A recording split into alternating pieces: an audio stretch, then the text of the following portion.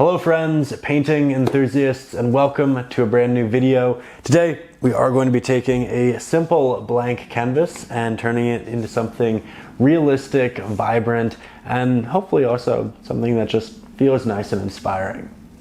With that, as per usual, if you'd like help with the drawing process, you can find the traceable up over on Patreon, where I also just uploaded the real-time drawing video of me just sketching this out.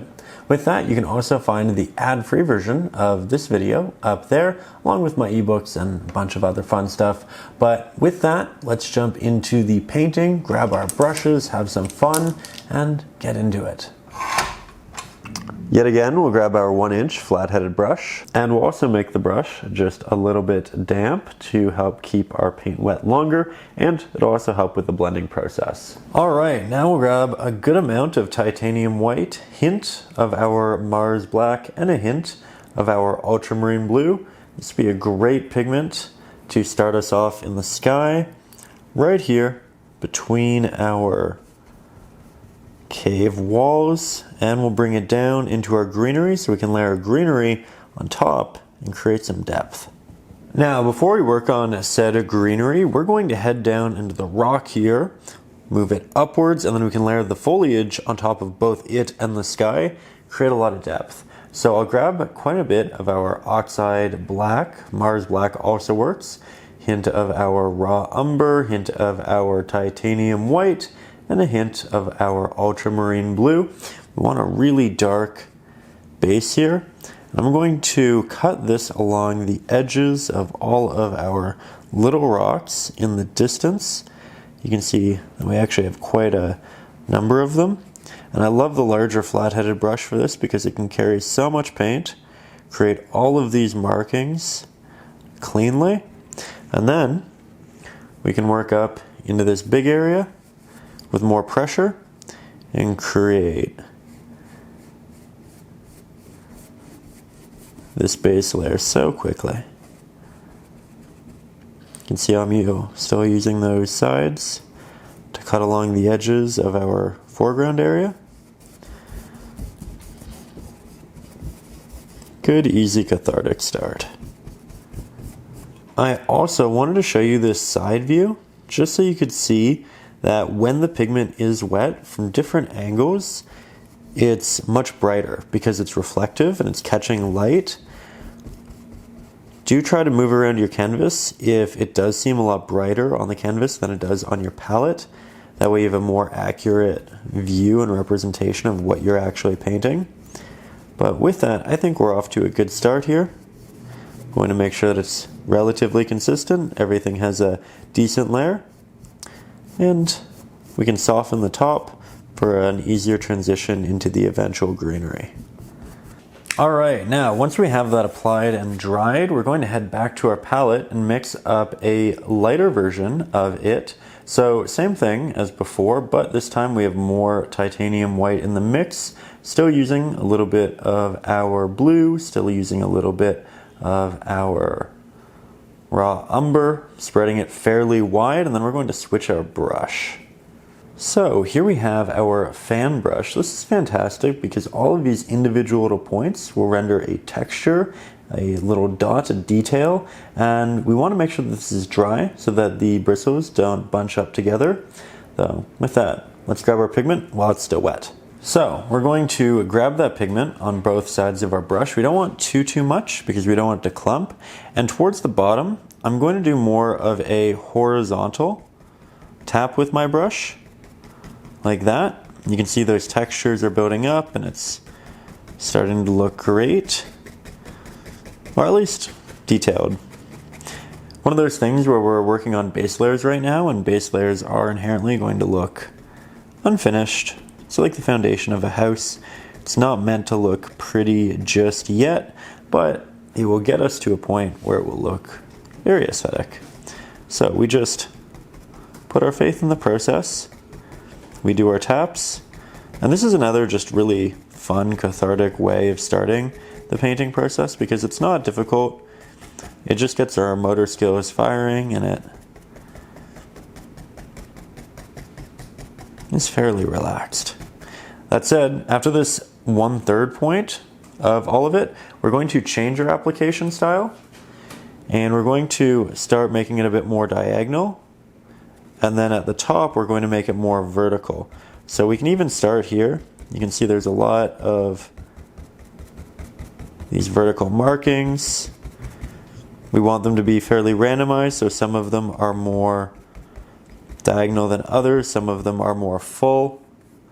I'll get you a little bit closer for the details. And then we have that transitional point in the middle where, again, it's a bit more diagonal. We can move it up like that.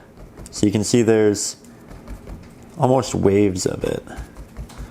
And it goes down behind different areas. We just want it to look like it's evolving. And the idea here is a lot of these rocks are sitting down and they're a lot more flat. And then you eventually get to these rock walls which are climbing, much like the sides. And you want to transition from those more flat rocks at the bottom to the ones that are actually making up the rock wall. So the rock wall is vertical, and the rocks at the bottom, the ones that are sitting down on the ground, are horizontal with transitional space. That said, I think this is looking pretty good, and I think we're ready for our next step. Now we'll take a step back, we'll grab additional titanium white, work that into the mix, maybe a little bit more of our blue. At this point we want a highlighted pigment, and you know, I'm going back to all of our colors. That's the brown, the blue, the white, the black. We want it to be brighter, but not significantly so. I think this is probably just about where we want it. Now, we'll put that brush down and pick up our fan brush yet again. Make that well applied. And then we're going to go in with those same taps for the most part. This time, however, I'm going to keep the bottom section so that you can see there's the bottom of these rocks darker, and I'll apply this highlight to the tops. That way we're starting to create volume. It's not just texture, it's also noting the fact that there's light at the top. It's coming down, it's illuminating the top of our rocks, but not all of them. And we can start to kind of draw in our rocks again. So if you're using the traceable, you can kind of create it to those lines. But we're not actually creating any definitive lines. It's still just amalgams of taps. Like so.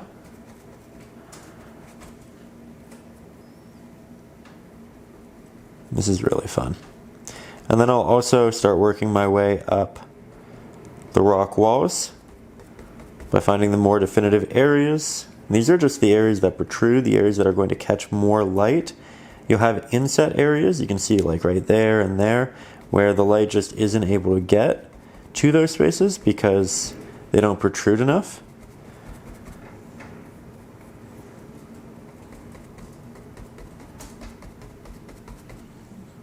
But for a base layer, for the start, for something that is just beginning to introduce structure, I think it's looking pretty nice. So much detail, so quickly with this brush. Love working with the stiff bristled fan brushes in this section, and I think soon I'll show you what it's like working with a soft bristled fan brush. The bristles make a big difference. This brush is really unique in that when it's dry, it acts as a stiff bristled. When it's wet, it acts as a soft bristled. If you'd like to work with the same brushes I'm using, you can find them in the video description. I do have a brush set that I use for all of the lessons here on the channel. So if you like doing a lot of these lessons, you pick up the brush set once, and then you have everything you'll ever need for these lessons. But with that, I think this is looking good. And I think, again, we're ready for our next step. All right, now we can leave it with that amount of detail, or we can do one more pass of highlight. This is going to be slightly brighter, not a lot brighter, but slightly brighter than that which we were working with. Again, back to the fan brush. You can see that the pigments are also a little bit different across this mix. Some of them are brighter, some of them are darker, and that is wholly intentional. The idea there is that we're going to get more variation in our applications. The fan brush itself is great at creating that variation, but this in addition just makes it so easy to get something that's evolving and unique. When we render realism, creating that evolving set of textures and subjects is so important. We don't want them to all look the same. When they start to look the same, they start to look a little cartoonish, and that is what we are actively working to avoid through organic changes like that which we just created on our palette. Now here you can see I'm just applying these highlights to the tops for the most part. Little bits here and there. But we don't want to do too much of this. And honestly, I think I'm pretty happy with exactly what we have on the canvas right now. So, yet again, on to the next step. And this next step is a bit of a different one. We're going to start carving into our rock and really defining form in a way that we haven't been able to with this larger, more randomized brush. Now it's time for more intentionality. From here, we'll re-render the darker pigment that we used in the back for the base. So I am using our brown, our blue, a lot of our Mars black, and a little bit of our titanium white. We don't need too much, and we are going to try working with a new brush. Here we have our liner brush, fantastic for intentional details, extremely sharp, especially when it's damp, and this is going to help us to craft those divots and those highlights in the rock. So from here, we're grabbing that damp brush, we're grabbing some of that darker pigment, and I'm going to start working some divots into a rock. You can see areas that are naturally separated because there's more highlight in some areas than others, and I'm trying to work my way through the darker areas, further define them, and then also bring them up to a point where they're much more discernible, and we create these separations in our rock wall which make it feel more structured. There we go. Already, if you look at this in relation to that, I think it's so much better. Oh, there's some sounds going on outside. You know, when I was a little one, I grew up near these caves, and I loved going out and exploring. One of those things where when you're really little, you look at the big hole essentially in the ground, and you think, that's kind of spooky, and then you get a little older and you think, oh, that would be fun to spelunk and explore. So the older I got, the more open to it I got, and I really loved just the different formations in the rocks, the separations, the textures, the way that foliage can kind of grip on with moss or other flowers. And that's something we're going to incorporate a little bit later in the painting. We're going to add a lot to this rock. We're actually not going to see a lot of the rock when it comes time to add greenery, but we want as much of this rock as we can have right now because it will give us a lot of opportunity to choose where our foliage is. If we just do a little bit of rock, then our foliage essentially has to be everywhere, and we don't have that creative leeway. But by doing so much more of this right now, we ensure that the painting can be much more complex and interesting later. So right now I'm, again, just trying to cutting into all of the innately darker areas, and that's why this is so easy to apply as a subject. We're just looking for the natural openings that were created with the fan brush and doubling down. So here it's a little bit darker, and I'll just double down on that like so. And then because this is such a big area, I'll probably cut it in half, and then I'll do little dots along the edges and sometimes inside, just to create some extra darker texture and make the darker lines feel a little more natural. But again, when I was a little one, I would go out and I would explore these spaces, and one of those things where you don't see it everywhere, but if you have an opportunity, it's a lot of fun. It's such a unique experience. We had a lot of, they were called scuttle holes right across the road. There was a beautiful river that would sometimes fill the scuttle holes, and you could kind of swim into them, but during a lot of it, they were dry, and you could kind of go for walks and climb little walls. It was a really unique experience, but it really rendered this love for these subjects, and to this day, one of my favorite things to paint.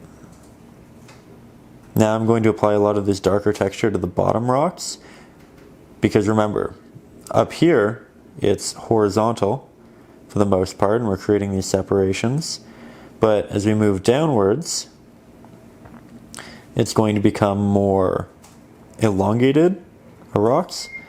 So that's what we're going to begin to do. So there's the bottom of a rock here, and it's seemingly pretty elongated. I'll create an opening, a separation between this rock and this rock. This is an elongated rock. Here we have the bottom. Here we have some separation. There we go.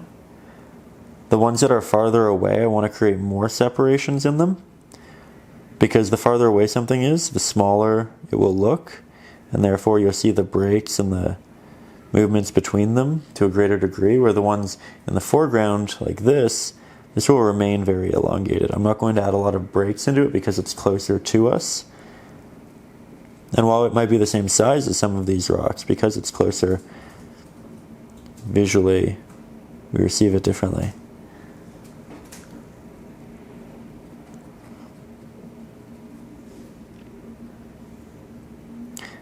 And again, if you want to make it really easy, the traceable is up over on Patreon. There's a link in the description. You can just follow the structures I've pre-drawn on that.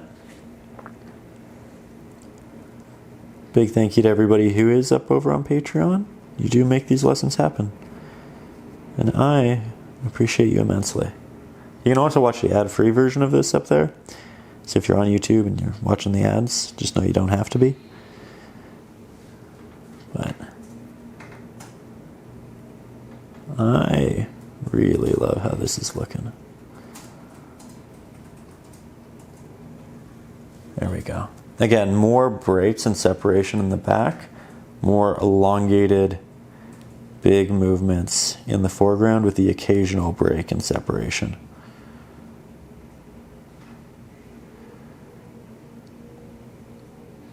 There we go.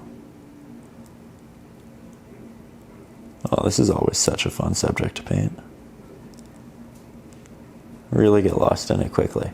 Okay, now once that's applied and dried, we're going to head to our palette, and we have a new pigment. This is green gold. We're going to use this in conjunction with our raw umber to mix a very earthy green. We'll also desaturate it with some titanium white, equal amount Mars black, and this will start off with a darker to desaturated green for our foliage to layer over top of this. We want to start with something much more subtle, and then we'll slowly build it up. But as you can see, the green gold is very saturated, it's very pigmented, so we're going to go over it many a time with Mars black and titanium white, as well as our umber, until we get something that's a lot more subtle. That said, because it is so pigmented, it gives us a great range from desaturated to saturated, and that's fantastic for what we're doing. Now, I think this is a great base. I'm going to take it, I'm going to apply it initially up through here. As you can see, using that large flat-headed brush, we still have a lot of pigment on it because we used it for mixing. And I'll bring it onto the blue at the top. I'll just do some little taps to create a less structured edge, though we're going to go in with a very different pigment for the top here. We're just putting the base layer in. again, working this in these general vicinities. And then we can take it and we can start having it drape down into some of our rock.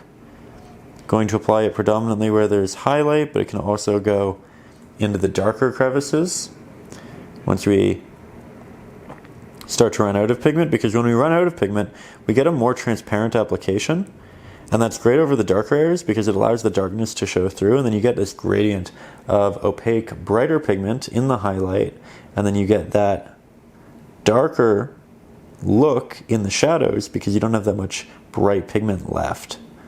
So I'm just working this down. As you can see, now we have a transition, and then we're also, in addition to all of that, we're going to have some moss. So we'll start applying that towards the bottom. We're not covering all of our rocks, but we are starting to cover quite a few of them. And it can work from these bottom horizontal areas upwards. We can also paint in little areas for foliage and trees. So with that, I'm doing lots of rotational taps. You can see how this has more diagonal movements because it's going to be a tree than this, which is more horizontal as moss, or this, which is more horizontal as, or vertical as draping foliage. So we're kind of going back and forth with a lot of these. And I'll do significantly more draping foliage over here. You can see that, as noted, we are covering a lot of our rock. We always intended to, but the rock that shows through is beautiful, it's unique, and it's going to give us a great painting as we continue.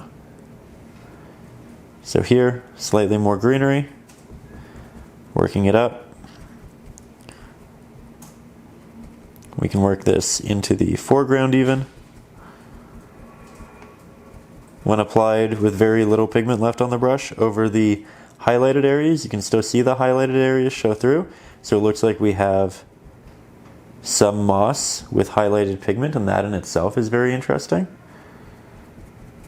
Trying to get a good mix of all of it. Like so. And maybe we also have some additional trees over here. Just trying to break it all up, make it unique. Okay, now once this is pretty much dry, we're going to mix up a darker variant of that same earthy green. So more Mars Black, more of our green gold, mostly just more Mars Black in the mix. We'll make that pretty white on our palette. We'll switch on over to, yet again, our fan brush. There's a lot of tapping in these subjects, and we'll just tap on some darker texture. This is going to do a couple of things. It's going to give us shadows in our foliage, which is something we want to make it dynamic and show that it's three-dimensional. But it's also going to texturally match the rock really nicely so that they won't look awkward beside each other. So here we'll just get this in, and I'll move you a little bit farther back so you can see what it looks like as a whole rather than up close, because realistically, well, being up close is great for seeing technique. The technique here is tapping. And then after that, you want to think about how it actually looks when you look at the piece. When you look at a piece, you don't look at it from half a foot away. You look at it from feet, if not a room away. So let's move you a little bit farther back so you can see what this is really supposed to look like. Okay, so grabbing more of that. I like to start on the edges just because it's going to be the least visually important area. If we need to, we can move these rocks over that area. And then I'll move into the center once I start to lose a little bit of that pigment.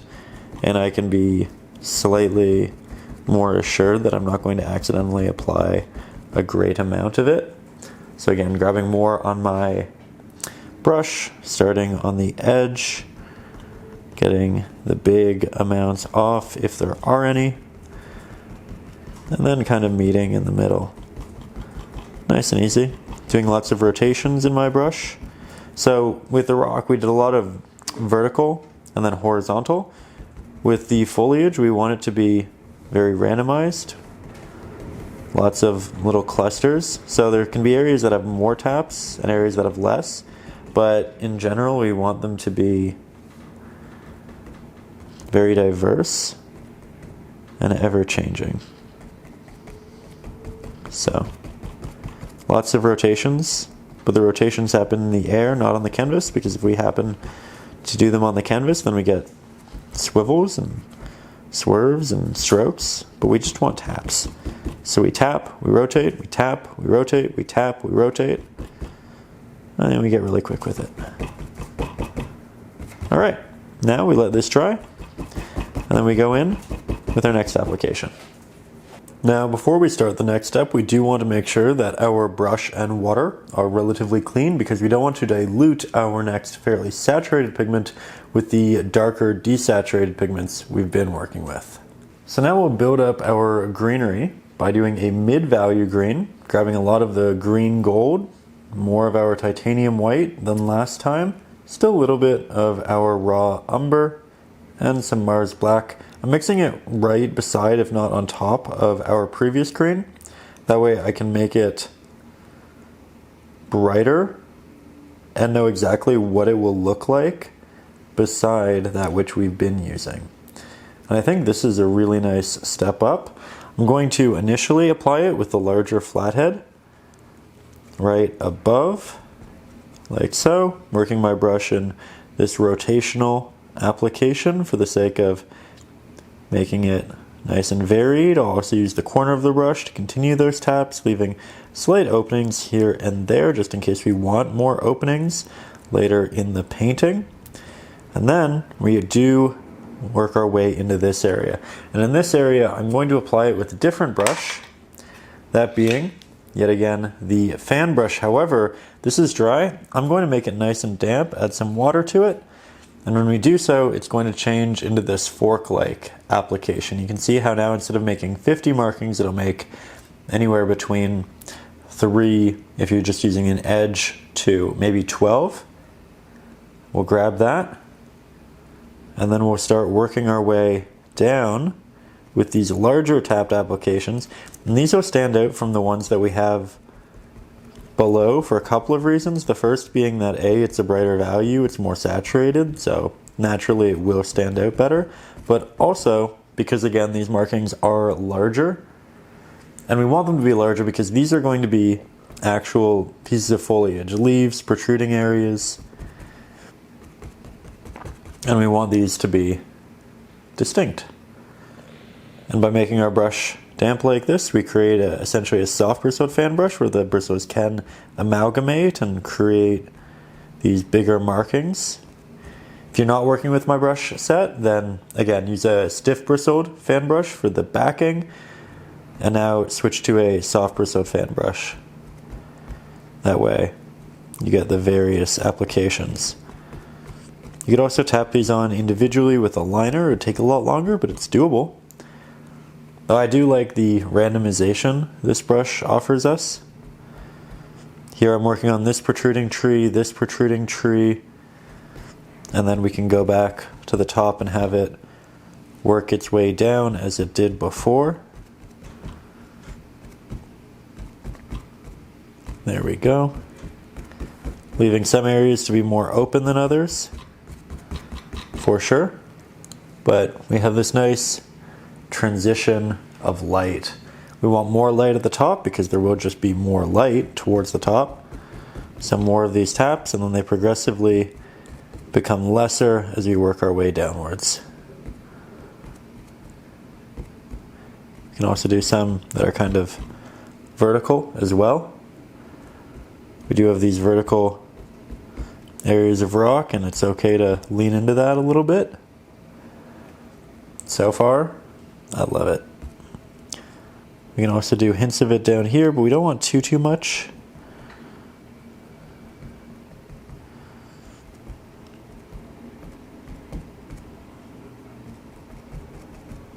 Yeah, so I do this once I start to run out of pigment, so I can get a hint of it, but it's not overwhelming in any way. Now we'll get a little bit closer. We'll interject more of that green gold into our mix, more titanium white. We're brightening it, but not too much. We still want it to be earthy. So we'll add that raw umber. You know what? I put the brush down. I think I will keep it for a second, and we'll just apply what's on it to the top here. Little taps into the still brighter but not super bright green. And then we create that transition yet again using the damp fan brush. So we're creating these progressive taps at the top, which are a lot brighter, to move into the mid-value highlights, to move into these somewhat darker areas. And this collection of transitions is eventually, inevitably, going to give us a complex, realistic, multi-dimensional selection of foliage and rock textures that just look lovely together. There we go. Good transitions. It's a really rewarding part of the painting because we've been doing all of these darker base layers, and they're necessary. Again, they're like the foundation of a house. You need them, but they don't look the best. Now we're at a place where it's starting to look good. I decided to make it look really good. These steps are coming. There we go. Okay, now let's take a step back and continue heading up in the painting. Yet again, we grab more of our green gold with our larger flat-headed brush. We grab more titanium white. We grab a hint of our raw umber, and you can see this transition from the dark to the light on the palette. Try to keep little bits of the past pigment just so I can use them as reference later if I need them, but we're doing great. I'm going to start to be very careful along this edge because I might want to keep the sky more open. I might want to start closing it up, but as soon as we have paint on it, it's closed and it's harder to reopen. So I'm going to do this progressively and slowly, just incorporate more with these little taps towards the top. I'll make sure the pigment's nice and thick. That way it looks professional. And then I'll switch, you guessed it, on over to our damp fan brush. Grab pigment on both sides. Start working that over the past application from the top. Now we have a real transfer of light. We have 4 layers. We have 4 layers of green for depth. I'm not going to apply too much of this down below because we want that gradient of light, but we can do a little bit of it. We just need to be careful that we're applying it in the right amounts in the right spaces. And then I'll do more of these taps towards the top just so again it feels as natural as it possibly can. It's working its way down. Just hints here towards the tops of these clusters, these protrusions of foliage. You can see I'm still rotating my brush quite a bit. And when I start to run out of pigment, then I can work more in the negative space and just deliver more texture. We've lost a lot of our rock, but we can still see some of it through, and I think that which we can see through is really beautiful. So, extremely happy with how this area has progressed as a whole. That's why if there were areas of rock you didn't love, it's okay. We're going to have the opportunity to cover most of it up, but again, it's good to just have that option. Now, more titanium white, more green gold, brightest mix yet. And at this point, I think I'm going to work with a different brush, that being the liner, and will be a bit more intentional and detailed. Let me get you quite a bit closer. Also, just to reiterate, again, we are working with the light streaming in from the top. That's why these areas are the brightest. And we want to make sure that we have that natural transition of light. That's really the goal, and I think we're doing a good job of it. This liner brush is also great for this top area because we do want not only detail but intentional detail, and this gives us the opportunity to craft all of the little markings that we want. And it's not going to be as small or sharp as if we used the dry fan brush, but it is as small as using the wet fan brush. And a lot of our foliage here is done with the wet fan brush, not the dry fan brush. So these taps should actually work very well into these areas because the application size will be quite similar, if not the same. Remember that when you press your brush very lightly into the canvas, you get a really teeny tiny marking. Like that. If you press with a lot of pressure, you get a much larger marking. Now I'm going to work with variance, so sometimes I'm pressing harder, sometimes I'm pressing lighter, but I'm working my way down into our pre-existing spaces. And we just wanted to use this brush in this area because we are so close to this top. We want to make sure that it's a clean transition.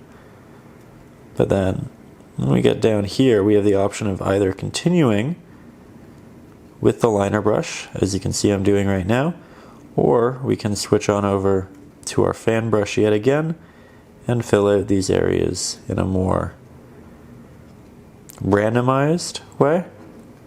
And these areas work better with the randomization. Though as we've built this up over time, we've established areas that have more highlights, more volume, that protrude to a greater degree, and you want to kind of double down on those at this point. So you can double down on them with the fan brush. It's a little harder because, again, it's more randomized. Or you can double down with this, in which case it takes a little bit longer. There isn't really a right or wrong. I think in a lot of cases it comes down to preference. And I'll probably bounce between the two, just as I like the process with both, and I find it a lot of fun.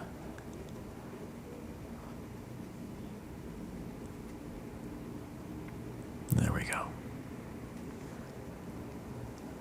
Let's head down a little bit. Create some highlights on this protrusion, just towards the tops. This one as well. Oh yeah, I love that. This is so rewarding. Gets exciting. It's really exciting as you get to this stage.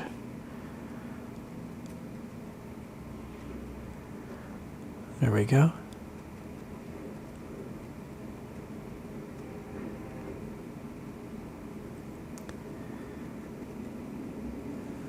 Beautiful.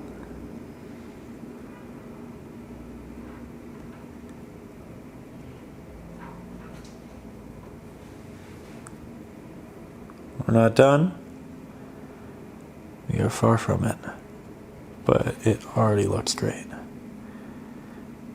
At this point where we kind of slow down a little bit and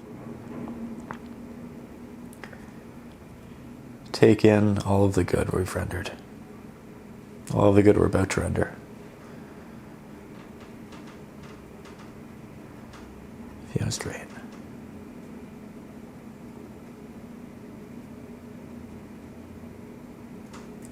Okay. I think from here we can take a step back and see how it's looking. So, taking a step back, I think we have this really interesting transition from this area into this area into this area, though they all do feel a little bit separated. So I'm going to go back to a bit of a darker green mix. Not too dark, but certainly darker than that which we are currently working with. And I'm going to tap in some of these shadows with the liner brush up here. And it'll, I think, bring these areas a little bit more close together to the point where we have a more natural transition of values. Though if you keep this area just brighter as a whole, it makes it look like this area is this cave wall and then it goes back and then there are trees in the distance. So it can actually create extra depth. There's nothing wrong with it. I just think I want more of a transition. So I'm going to go in and I'm going to tap, using the liner, some of these darker impressions. Again, not a right or wrong situation, it's just however you would like to go about it. Yeah. And if you had too many by accident, that's okay. You can always go back over it with more green. That's really the beauty of acrylics. It's such a forgiving medium. You try something, you like it, that's great. If you don't like it, that's okay. You let it dry 5-10 minutes. You come back in and you make it what you want it to be. You just need to start, get that paint on the canvas.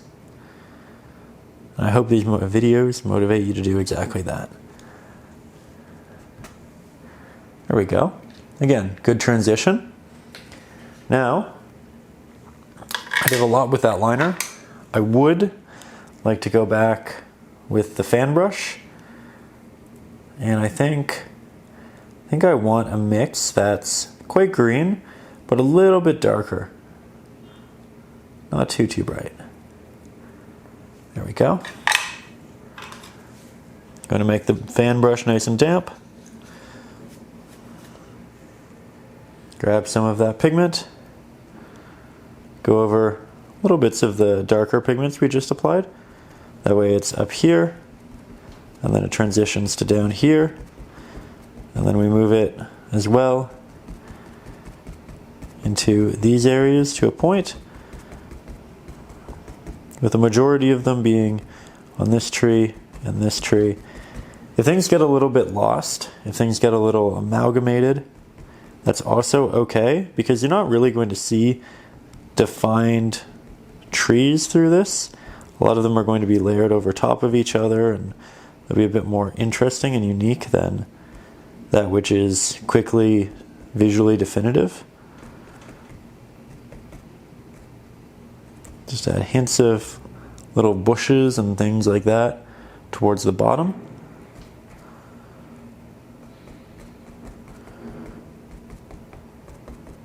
Really, really happy at this point. We can always improve, we can always make it better, but I think this looks great. We're going to have so much mist work its way through here. Have some beautiful bluish grays. I'm excited. I'm really excited.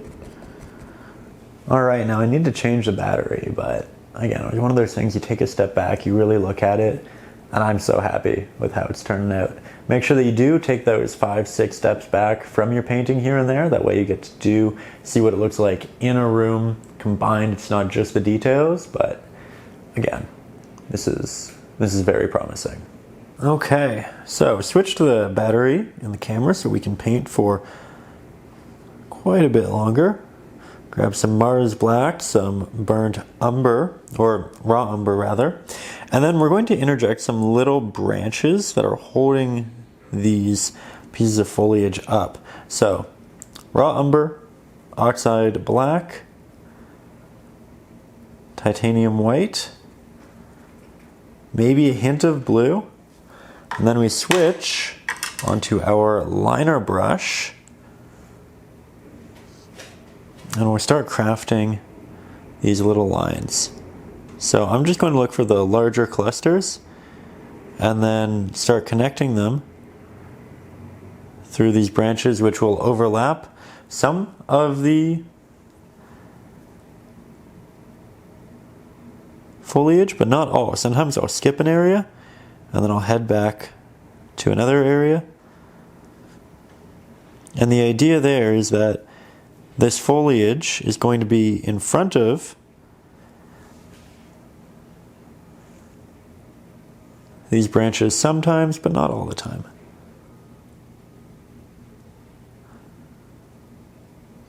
And we can even have some that just kind of work their way into the rock wall. You will have trees that grow out of the rock wall. It's a very natural thing I can see in the reference photo. And that also just makes it a bit more interesting and dynamic. Here we'll apply some of these guys in towards the top. None of these are big. They're little. They're just enough to give us the idea of what's going on. Being very careful to not make big strokes. Using as little pressure as I can with the brush.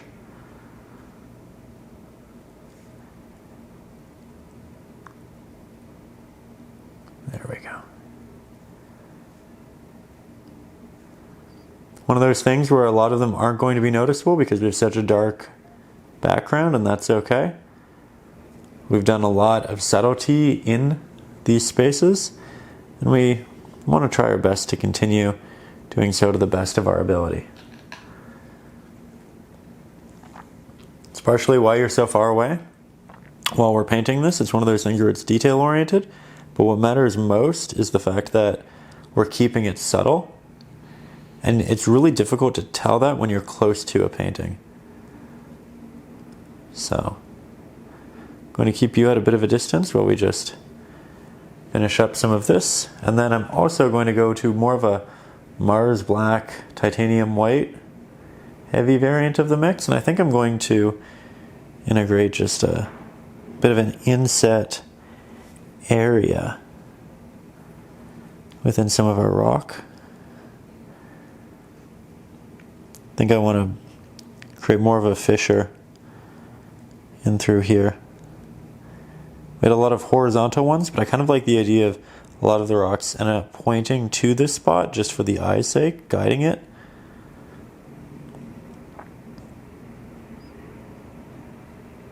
There we go. Then I'm going to create more of these openings within the rock. It's one of those things where we did a lot of it initially, and we can always go back and separate rock to a greater degree, and that's just kind of what I'm doing right here. That said, I think I also want a little bit of greenery on top of it. That way it doesn't stand out too much. So I'll tap some of that on there. This just goes to show that you can go back and rework areas you finished before quite easily. That looks much better. Very good. Now we'll head down and do our water to be and start in on this area.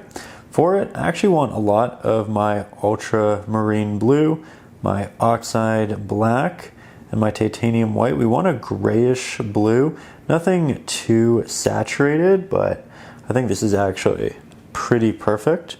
So I'm going to apply this initially, more so towards this central area, and I'll start crafting it along the edges of our rock, like so. And then as we move upwards, I'm going to interject more Titanium white into the mix so it's a bit brighter. We're going to have more light in this area, so it just makes sense that this would have more highlight to it. And we can work that in and around these rocks. If I accidentally cover up the rocks, I really don't mind. We can always go back and repaint them, right? So we'll do a good diligent job of getting thick pigment on the canvas. As we continue to move up, we'll continue to interject more Titanium white into that mix. There we go. Keeping my brush fairly damp, that way all of this stays wet for a longer period of time. And then, once we have the majority of our bases applied, I'm going to wet my brush one more time. And I'm going to start blending these areas into each other. So I'm bringing a little bit of this up into here. I'm bringing that brighter pigment down into here. It gets darker as we work into the cave.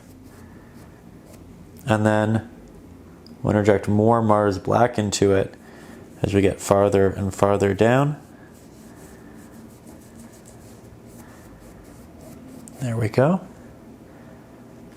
Now we don't want it to be this blue. It's very blue because we're getting a lot of light from the sky reflecting down into it, and that's blue light, but we also have a lot of green. So that's something we need to think about incorporating.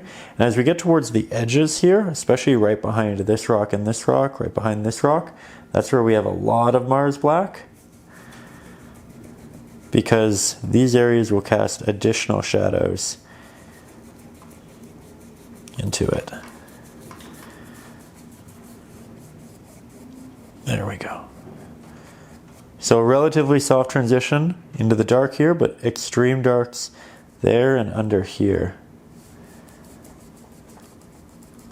And again, I'm getting these soft blends into all of this previously applied pigment because my brush is damp through the majority of it. Now, I think this might be a little too bright up here, so I'm actually going to bring this still, it's kind of muddy, darker blue towards the top. And we can, again, rework these rocks in a little bit later. Not too worried about that. As we take a step back, I think I actually want to make this a lot thicker too. So titanium white, ultramarine blue, Mars black. You can add a hint of green because we are in this very green heavy area, and again we want there to be some green in the water. So now I'll apply that, and oh, that's so much better. So much better. It also looks a little bit misty, which I like. And you know what? I'm going to cover up those rocks right there for now. Still getting a blend into the previous pigment, which is nice. It's not necessary. We could do a wet and a dry blend, but you know what? I'll take it. And yeah, it's a bit more dry here, so it is wet and a dry. Just because my brush is damp, I'm able to move this over and still create that gradient to a point.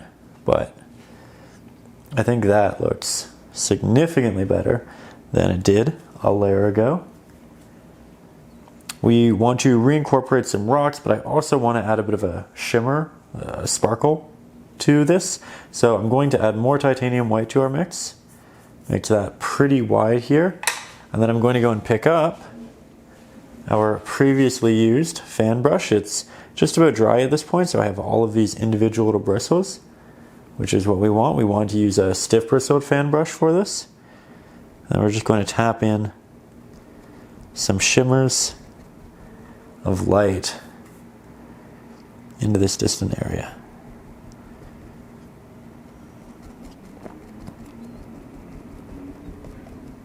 And we'll let it dissipate as we move forward. I think we'll mix an even brighter rendition of that. Blue, titanium white, nice and easy. Pick that up. Tap it back in.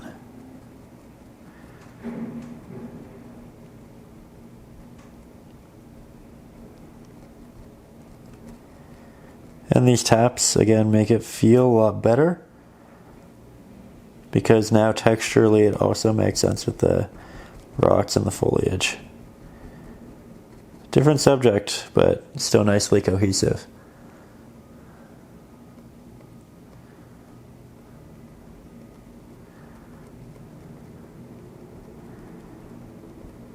Don't want too much of this, but I think that's just enough. Now, we let that dry, and then we head back in with some reincorporated rock.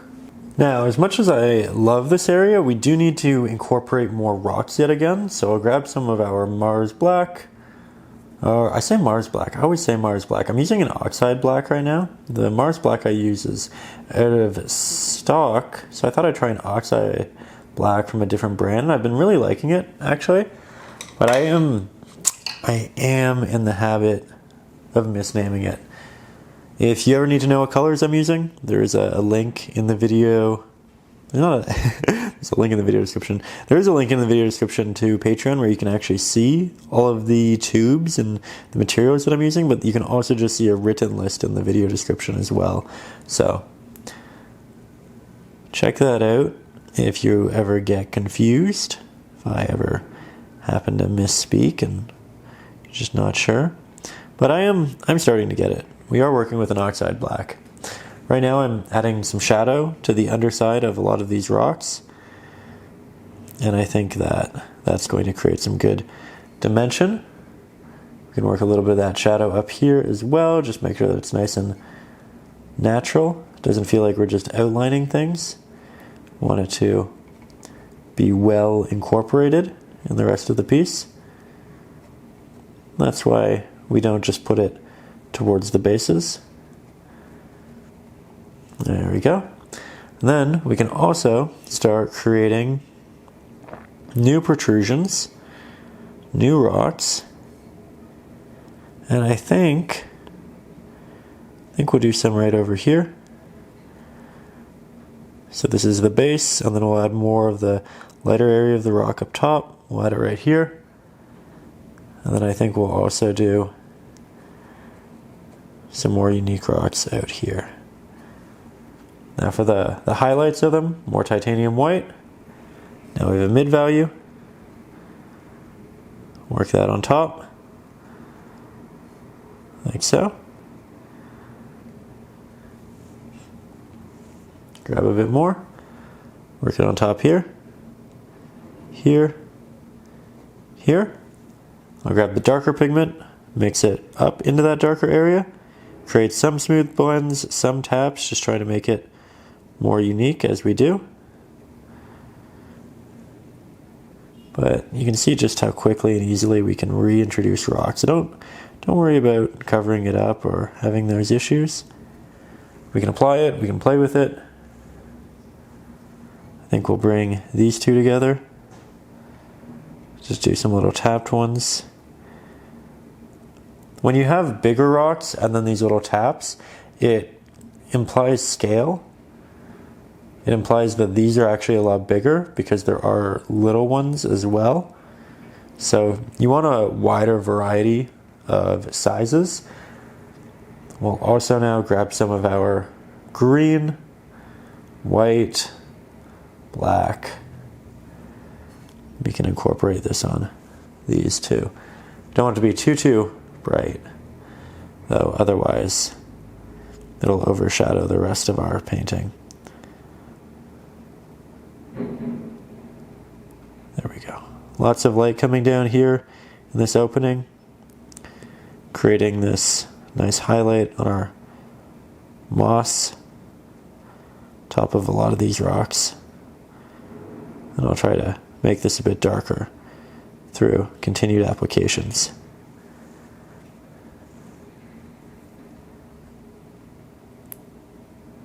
There we go. We're just going to go back and forth with a lot of these until we're really happy with the general movements, the amount of rock, and the progression from rock to rock. Right now I want them in different clusters. Here these are more horizontal and these create this movement that kind of goes like that. It's more of a C shape, and then here we have just a couple out in the water, a bit more nebulous so that it doesn't look too structured. We want pattern but not too much pattern. We want structure but not too much structure. It's all about finding that balance and going back and forth until you have what you're really looking for. We could also do reflections of these rocks. In that case, I'm just going to make a very wet version of this pigment, adding a lot of water to it to the point where it's almost like a watercolor. I'll head underneath, just do a little wash, and then blend that out and down. And then you get just a little shadow. Nothing dramatic. Doesn't need to be. I'll do one here. Do one here. This is going to make it feel a lot more real and natural. You can also go back with more shadow, right towards the inception point, the top where it is darkest. And then it can get softer as you move farther away from the rock.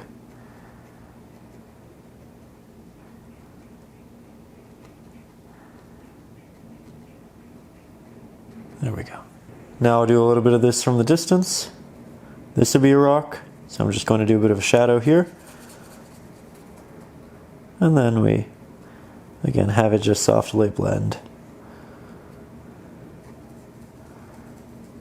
You can incorporate this into the actual water when you're painting it, or you can add it later like I am. I did a little bit of both. We did have that transition for it to being darker, but after doing that I realized I wanted it to be a little bit more, and this is an easy way of accomplishing just that. There we go. So, once we're happy with our shadows and our progress, we are going to move on to the next subject. We can work on this forever, we can rework it, and I will go back and rework different areas like the little trees and the branches, all of that good stuff. Here's an example of me doing exactly that, but I don't want to finalize this area until we're a bit farther along in the painting and I know what areas I can really double down on. Often you don't want to make anything too dramatic before you have your other elements in the painting, because once an element's very dramatic, you kind of have to heighten everything else to match it. So instead, I like to do everything to about 80%, and then I do other areas when I go back and make it all cohesive. That's when we bring it all together. But for now, I'm really happy with it. And I think we're ready for our next step. Okay, now we'll take a step back and we'll start doing the base layer for this huge right-hand side. We're going to do so with two different mixes, one of which is going to be a mid value, the other is going to be a shadow pigment. So the mid value, we start with a lot of titanium white, our raw umber, oxide black, and we actually want this to be quite dark. It's a mid value in a very dark area, and the mid value in a very dark area is still very dark, but it's not going to be as dark as our shadow pigment. I'll also grab a little bit of our ultramarine blue because I want it to be earthy but cool. Then for the darker pigment, I'll move over to the right hand side. I'll grab an abundance of our Mars black, introduce that to that mix. We'll also do some more ultramarine blue, and actually significantly more. We want this to get more blue the cooler it gets, like so. And once we have these two, we're going to go for it. So with this, I'm going to grab the darker pigment and I'm going to work it in this inset area. We're going to have a light wrap around the edge of this, and then as we work this way, it's going to become more and more shadow heavy. So I'm going to paint this shadow in, and I can see that there's a lot of shadow through here in the reference photo, and then out to here. So right now I'm just painting shadows. The corner is very shadow heavy, which makes sense, and it gives us a very vignetted painting, which I like. We'll add some more shadow there. We'll start bringing this out little bit by little bit. We have some more vertical lines through here. And I'm looking for the lines, and I'm essentially painting on the left-hand side of them. We'll also put this towards the bottom, like so. The corners, as we get towards this line, again, we leave that open, and then we work on the left-hand side of it. And all of these areas that are open are going to be protruding, so light is going to catch them more so than these areas. Then we'll switch on over to our mid value. We'll start crafting the edges of our rock, like so. And then we'll start moving it inwards. As I move inwards, I press more with my brush. Towards the edge, I use very little pressure because I need it to be nice and precise, nice and sharp. I use a little bit more water around the edges as well. It thins the paint, so we have to do more layering in the end, but it helps us get that very intentional, exact edge. Then we'll head up to the top. We'll start blending the two in. I use an X-shaped pattern because it moves paint only, rather not only left and right, but also up and down. It kind of does it all. Now we have this soleil gradient from a little bit brighter to dark. It doesn't need to be dramatic. It really doesn't need to be dramatic. We'll do more, again, sharp edge here. And then X-shaped pattern, more of a blend through here. Let's get you a little bit closer. Now initially, a lot of these applications and blends are going to look very soft, and the rock is going to look very soft. That's okay. It is just a base. This is what we build on over time. We're just looking to make each area's protrusion easily noticeable and give us something to apply texture and detail to on top of. So we're just continuing. As I do continue, all of these pigments start to dry. I'm not getting the same blends that I was before. It's okay. We can go back and grab more of that dark pigment, work that in, then create those blends again. But we're essentially creating volume. Lighter areas show that light is wrapping around. Darker areas show that there are areas that that light isn't touching, can't get to. So again, we have these vertical markings right through here. Lots of little taps with the corner of our brush to create texture, though we're just starting the idea of that. The real texture comes in a later step. There we go.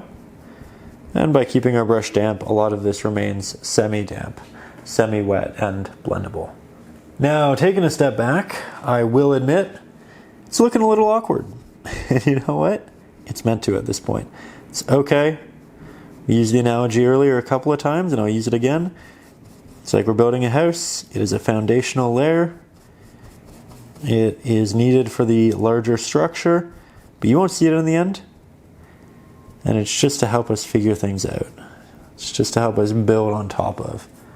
So that's what we're doing right now.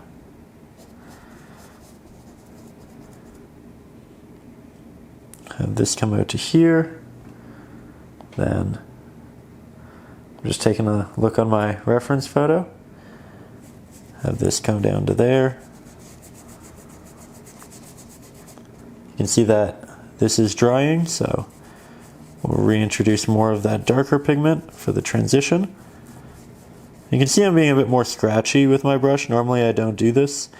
I don't try to scrape paint about, but this is a base layer, we're covering it up. So if this layer is rough and you can see the canvas through part of it and it's just very imprecise, it's not a big deal at all. So now we'll just work over this open area of canvas. I'll also apologize here if I occasionally put my hand in front of the sight line from the camera. It's one of those things where I do want to paint this pretty quickly, so I just kind of have to paint a little more intuitively than I normally do through the rest of the lesson, but I am trying to stay mindful and I am trying to keep it pretty good.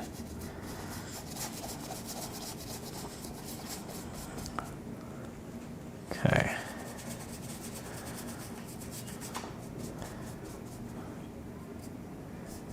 There we go. Okay, now taking a step back, we got our paint on the canvas. It's a little bit less stressful. We are going to have areas of painting like this where it's almost wholly cathartic. You're not trying to fight dry time, you're just applying it at your own pace, and it's this fun tapping and textural layering. Then you're going to have very small areas of painting like this. It's physically a large area, but it's a small area in terms of time. We did that in probably 5 minutes max. This is something you do want to do for the most part wet into wet, therefore you do have to work a little bit quicker, therefore it is a little bit more strenuous. However, again, it's acrylics. If you don't get all of those blends on there at the same time, it's okay. Do some wet into dry, reapply it, repaint the whole thing. It's okay, just keep putting that paint on until you have it being lighter here, transition into dark. It being lighter here, transitioning into dark. These more vertical markings transitioning into dark, and then these slopes as well with this fun little protrusion on the side. One of those things where it's easier if you do it in one go, but you don't have to. And again, while I was trying to do so, and therefore it was a little bit more of an intense period, Part of that is because I'm doing this as a lesson. I don't want this to take too long to show you, but maybe we do this area in a little bit of a longer pace just so you can see how I do it when I don't always get it wet into wet. Also, while it is wet into wet, you can see a lot of brush strokes through here. It's very rough. That's fine. We just wanted a base layer. So once we get this applied, once it's dry, we're going to mix up a highlight. This highlight is going to be a little bit brighter than the mid value we had. I'm actually going to mix it on top of my mid value. That way we can make sure that it's very similar. We'll make it pretty wide on the palette. We'll switch over to our fan brush. And you can do this while it's wet or dry. I'm going to apply this texture over towards the open areas of light. I'm going to be really careful around them. That way I don't bring this out into the sky or into the foliage. So I'm just using about 1/3 of the brush, maybe less. And then going to work my way in. I'll eventually run out of paint, and that's great. You want to run out as you get towards that back area. But this is going to be all of these different textural rock protrusions which stick out, catch a light, and honestly this is a great start for it. We'll be much more intentional later on and we'll add more detail and texture and highlight, but for a starting application this is fantastic. And the brush strokes that are showing up underneath from that first layer are also great, and that's why you don't want it to look perfect. They look great because they add texture, they add volume, they make it more unique. And we want all of that. Then I'll apply it in the shadows when I have almost no paint left, but there is still a slight imprint of texture. Let's get you a bit closer and we'll start on this one as well. Now, isn't that fun to look at, just the variance of the two? I think that this is a great reminder that even when we do render very simple areas like that, we don't have to worry that that's how it's going to look in the end. We believe that the textures and the further applications will make it look the way we want to. Here I have more of that same pigment. I'm just going to test it here to make sure that it is the same. It is. And then I'll apply it in abundance along this edge. Then, much like what we did over here, we start working it towards the right-hand side. We let it dissipate. I'm rotating my brush just a little bit as we apply it, but for the most part, my brush is on the angle of the rock side. So here the rock is kind of angled like that. It's a little diagonal. So my brush for the most part is also like that. And then we just let it run out. As we work this way, we have some of those angled vertical markings. They look really good. We can create areas that are a bit more filled out, especially towards the edge and towards the light. And then it gets more heavily separated as we move through here.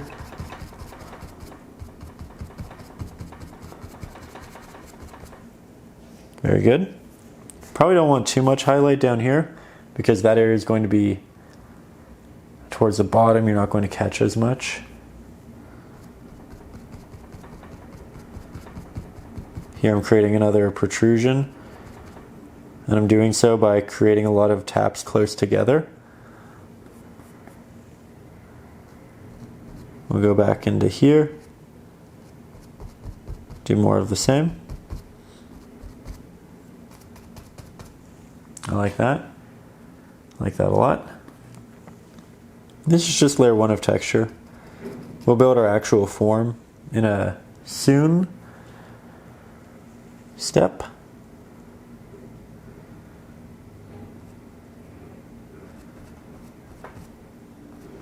There we go.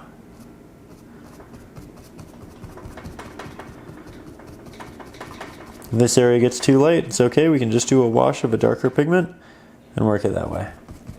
Now we'll take another step back. We'll do a lot of horizontal taps for this rock right here. It's a bit more almost like made of sheets. So we'll try to accommodate that. Then this one's a bit more diagonal and vertical. This comes in like so. So we're really just trying to follow the line work of the mid values that we rendered before.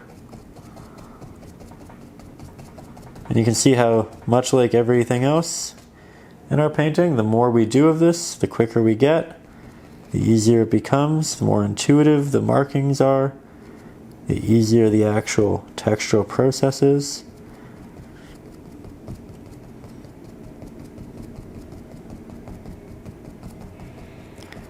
And now again we're at that just cathartic, can't really do any wrong part of an application.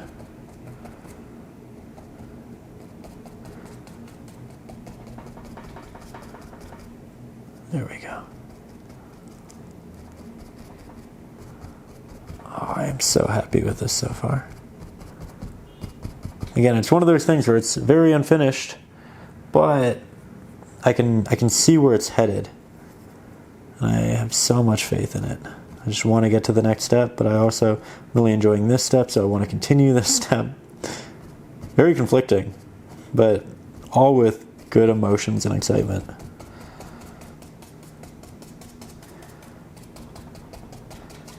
There we go. And again, friendly reminder, you're pretty far in, but if you'd like the ad-free version of this, I have it up over on Patreon with the traceable reference photo, picture of all of the materials. Up there you can also get access to a bunch of bonus lessons you can't find up here on YouTube, where we work on big 24 by 36 inch canvases. So if you like working big, there's some fun projects up there for you. You can also get all my ebooks, which includes Acrylics for Beginners, which is essentially the essentials. Everything you need to know about acrylic painting before you jump into your first. Bunch of ebooks full of traceables as well. And there's some reference photo packs. Different photos I've taken, different photos my family have taken. My mom and dad are big photographers and they really enjoy that. Sometimes I grab some of their photos and upload them here and there. But to upload a new fall pack that I've been collecting over the season.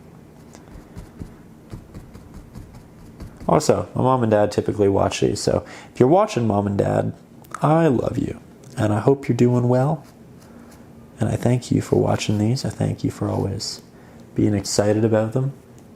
One of those things, I call my mom every week, and she always tells me, Ryan, I love the latest painting.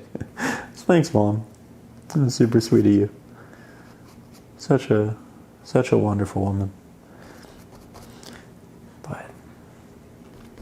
Yeah, you two probably enjoy this one because of the caves and the rocks too. Fun. Okay, I've done enough of this application, I think. We're going to switch it up a little bit. So we're taking a step back, and this is a little room check. Again, we like to remove ourselves from the painting, see what it looks like from and afar. I like the texture a lot. I think it's too bright as a whole. However, our next step is actually to add more brightness, and then we're going to add the darkness and bring it back. So a little counterintuitive. It's going to look a little more awkward before it looks better, but that's okay. We're going to mix more of our titanium white with our raw umber. As you can see, hint more titanium white, Mars black, desaturate it. We want it to be brighter than that which we have. I'll do a little test. That looks good. We need to be careful with it because it is pretty bright, but it does look good. We'll grab our fan brush, and we're not going to apply this in all of the areas that we just did. We're going to be much more selective. It's going to kind of work around the edge of our rock here. Work it in just a little bit.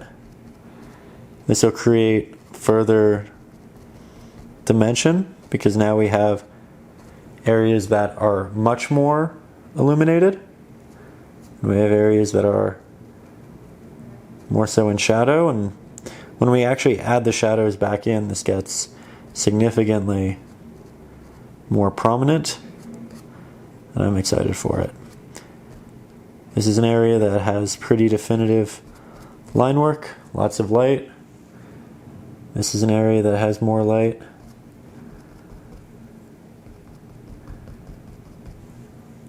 You can see how this kind of wraps around the wall. We'll do hints of it in this area, but I want them to be much more spread out. So not too many close knit taps.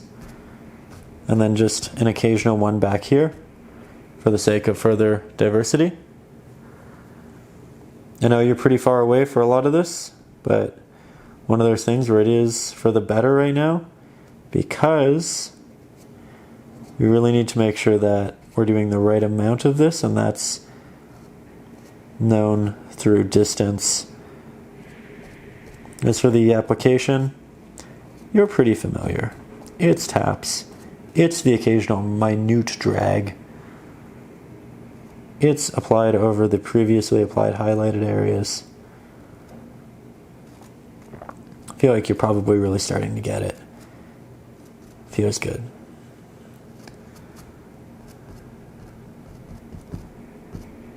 There we are.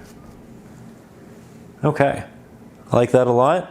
We're really defining our structures through here. And I have this innate need to continue painting, typically, but I actually need to stop.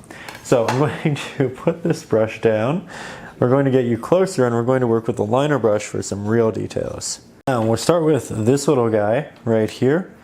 I'll grab our liner brush, more of that pigment, and I'll actually create a harder, more defined edge for this rock. And then there's essentially a sheet of rock underneath.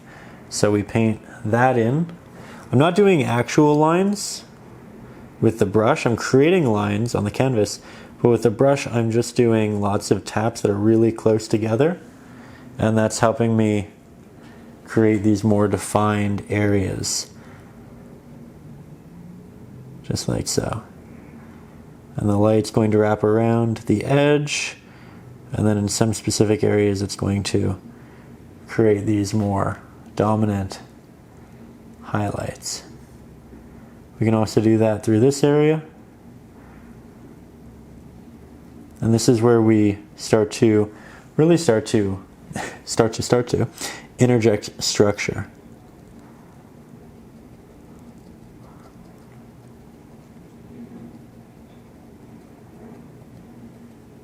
That's lovely. We have more up through here.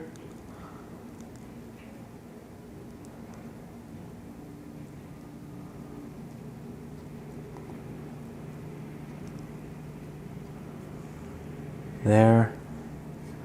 A little bit in this back half. Not too much.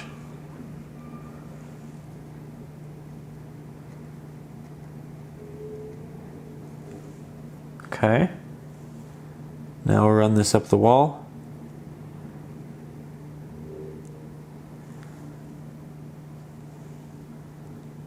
Let's connect some of these highlights. That's what we're doing. We're connecting highlights for the most part, until we have structurally defined spaces.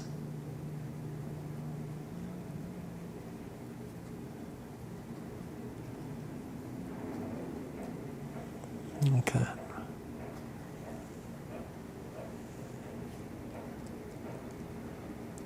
Also creating more of these lines in these open negative spaces to create a bit more detail and intent.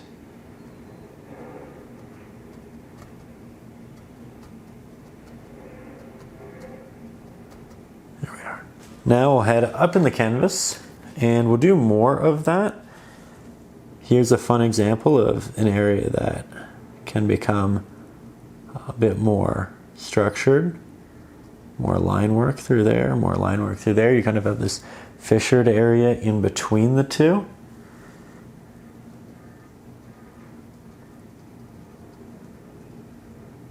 And that's what we're doing through a lot of the top. We're re-interjecting more horizontal line work with our highlights, and we'll do the same with shadows pretty shortly.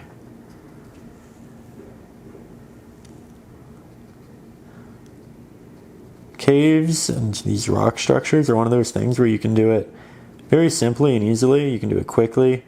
You can take a lot of shortcuts, or you can really take your time and you can render something that's extremely complex, realistic, and unique. And we're opting for the version that takes quite a while.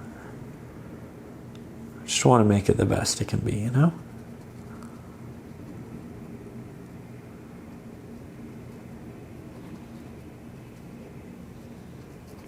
There we go. We also want some of these to start working their way into the more downward transitions.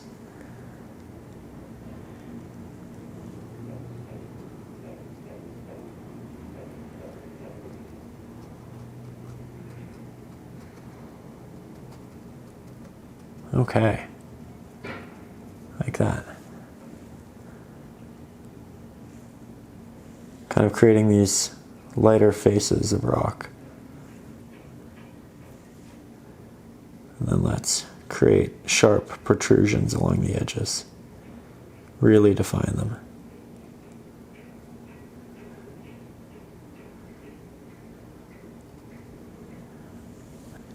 Now we'll take a step back. I think that looks fantastic. We'll say, okay, you know what? We're ready to move on to the next step. Makes it slightly brighter.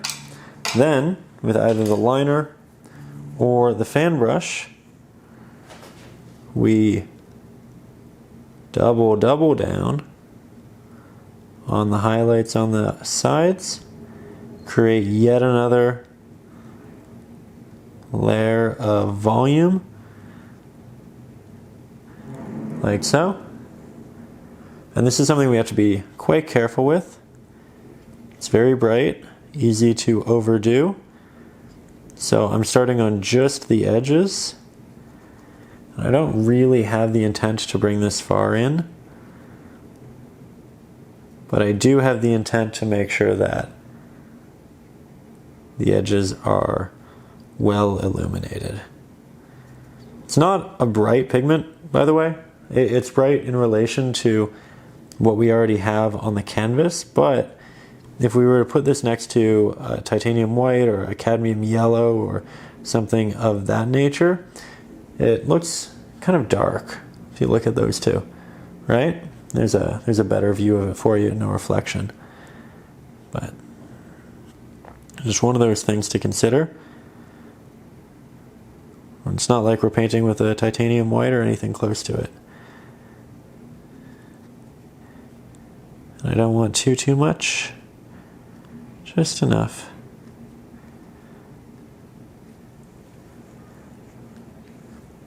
Just enough.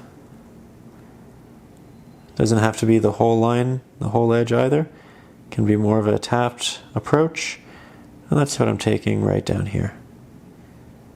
We're always trying to develop our textures while continuing to build volume, detail. Now, once that's dry, we're going to head back up into this top area using our liner brush and the darker mix that we used through all of this.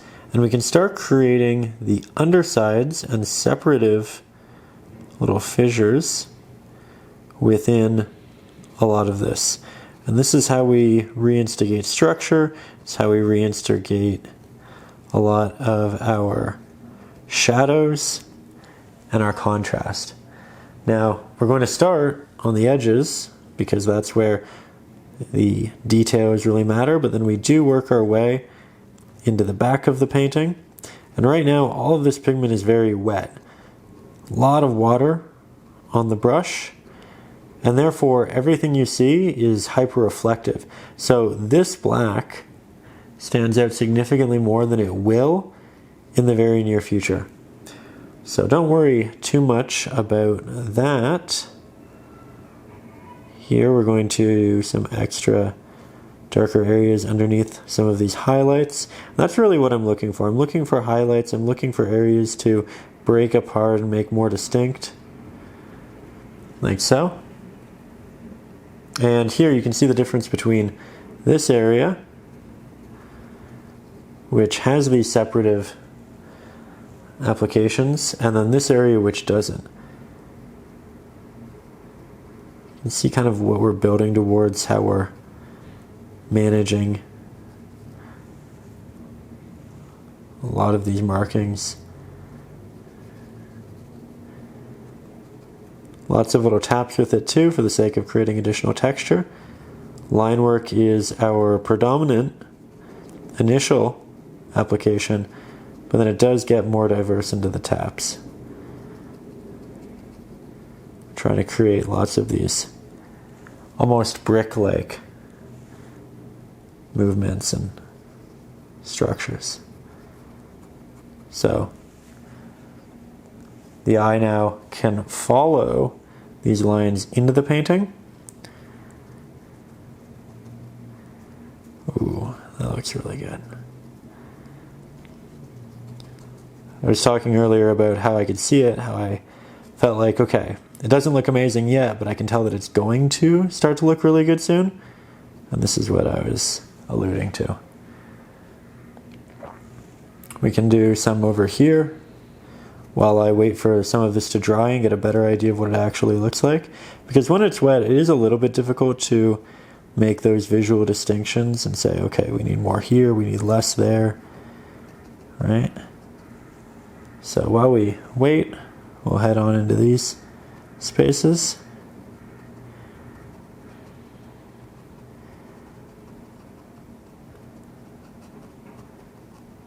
And we'll continue our way on out. Oh, I love that. It's another process where you start off and it takes some time because you're just figuring out how to apply all of it, and then you get that idea and you get those motor skills, and then you just fly through it. Hope you're having just as much fun as I am. I know some of you like to paint along, as I do, and kind of go step by step. I know some of you like to watch this first. And you know what, I'm actually really curious. In the comments, let me know. Do you paint along with me while you do these? Do you watch it first and then do the painting? Or do you just watch these to relax? Because I know a lot of you kind of mention that you fall asleep to them, or you wake up and you're in one of the new videos instead. That's always fun. So I'm kind of curious, what's your approach with these videos? Do you just enjoy watching them for ideas' sake? Maybe it's one of those things where you watch it so you get a really in-depth understanding of rock and stone and moss, but you don't actually do this painting. You just kind of keep those ideas for future paintings. Again, let me know. Maybe it'll help me tailor lessons in the future to be even better for you. Something I'm always trying to figure out, how to make these as good as possible. I'm going to start transitioning some of these movements into that which is more vertical. So towards the top, a lot of horizontal, and then as we get towards this dipped area, the rock itself continues those movements, and all the little separative areas adopt them as well.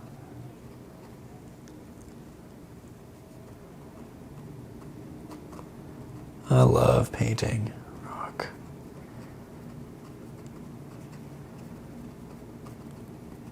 Okay. Looking good. Okay, now take a break from that top area, head down in the painting, and much like that top area, we have some rock ready for some horizontal, occasionally vertical, and occasionally diagonal markings. Creating those separations as we did before, giving us a chance to redefine some of our shadows.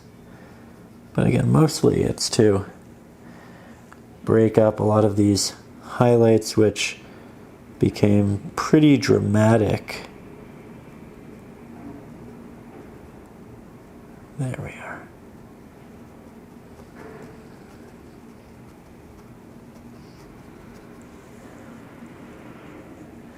One of those days where we have some clouds going overhead, and then we have an open sky, and then we have clouds, and we have an open sky.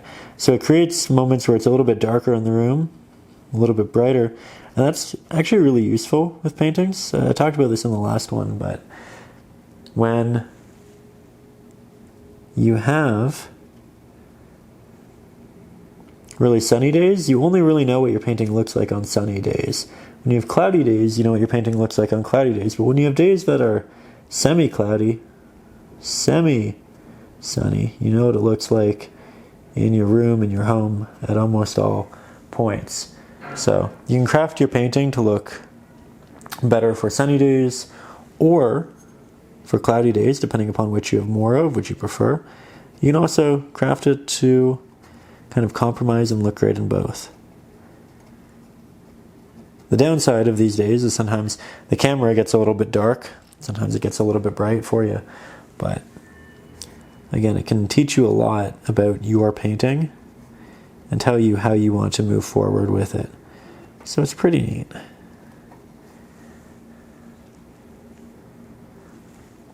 And somewhat like the rock in the background there, we're going to add foliage and cover portions of this up, but we're going to keep a lot more of it visually seen.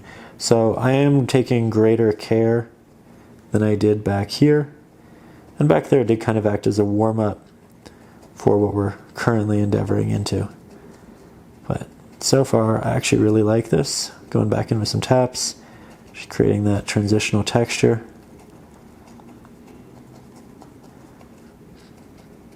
There we go. And I don't know that I want too many through here because I don't want too much detail in the corner. I don't want to draw the viewer's eye away from the middle of the painting, so I'll do a little bit in here, but not too much. Okay, now, while we could continue to do more detail in here, separate things, add highlights, add moss, do draping foliage, all of that, I want to head over here and I want to do a little test here with you today. Think about the process that we did on this side, and I want us to recreate that over here. I think I want to do all of the foliage and the greenery at the same time, so it's time to head back in this space. And how do we start this? I'm going to give you a second just to think about it. But what we did, we took some really dark pigments, layered them in the shadow areas. We took a mid value, we put it on the highlights, and with that we created two mixes. So let's do that yet again. Here we'll grab our Mars Black, our raw umber, a little bit of titanium white, and a lot of our ultramarine blue. Create a good dark pigment, and a lot of it. Then we create our mid value to the right hand side, significantly more of our raw umber and titanium white in the mix. And we actually want this to be a more raw umber heavy pigment as a whole. So we'll mix these two up. We add our raw umber to our sides, the areas that are closest to the highlight. And in this case, that's going to be right along here, like so. Then we'll leave this open area open for the sake of making it darker. Then we have another line, and on the left hand side of the line I'm going to apply our highlight. We'll have that work its way down, like so. Now we have another area, and then we have one on this side as well. There's less detail in this side of the painting, but the rules do stay fairly similar. And then we actually have some light that wraps its way back through there, which is kind of neat. So I'm starting by applying the highlights for the most part. And then we also, towards the bottom, have some of that. we have some right through here. Connects down to this area. And then we just have some of these random, more vertical markings. But with that, I'm going to take all of the excess pigment off of my brush. Just dab that on a painting cloth or what you have near you. Then we'll grab our darker value and we'll start painting this in. I'm going to begin in the corner where I want it to be the absolute darkest. Create that nice vignette effect. Do an X-shaped pattern to blend it into our highlight. Then we'll grab more. I'll create this nice sharp line around this edge, but then I'll blend it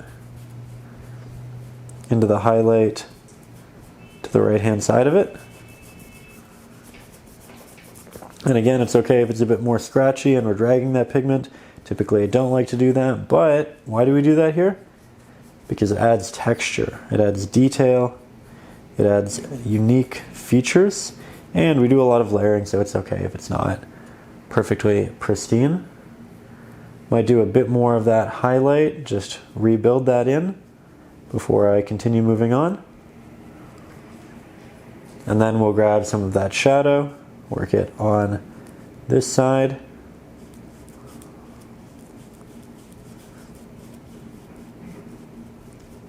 And a lot of this is starting to dry. We talked about that last time over here, how I painted it really quickly so that it wouldn't dry.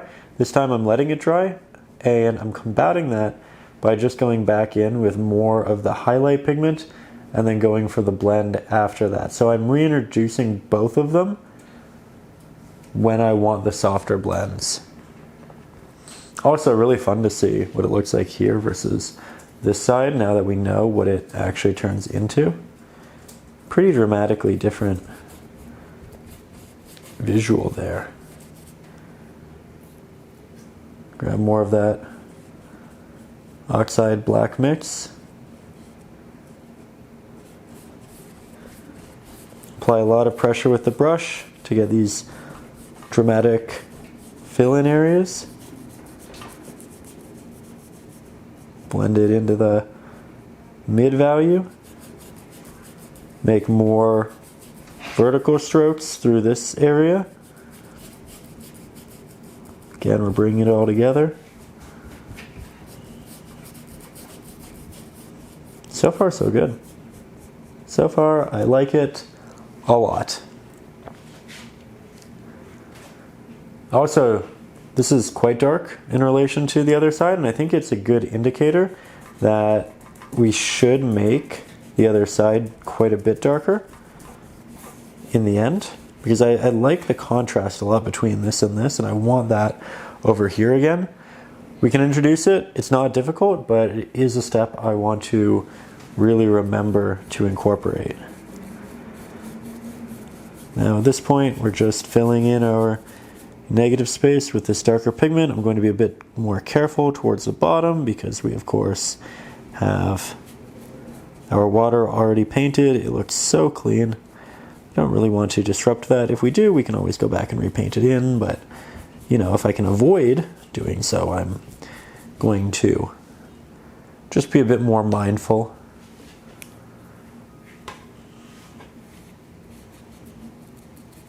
There we are. It's so quick and easy. Again, the more you do this, the more intuitive it gets. And also, friendly reminder that while we want this to be relatively thick, if it isn't, you can leave portions kind of light for the sake of texture. You can also go back in and do a second layer depending upon how you're feeling about it. Not really a right or wrong, just a personal preference thing. Here I'm going in with more of the softer mid value.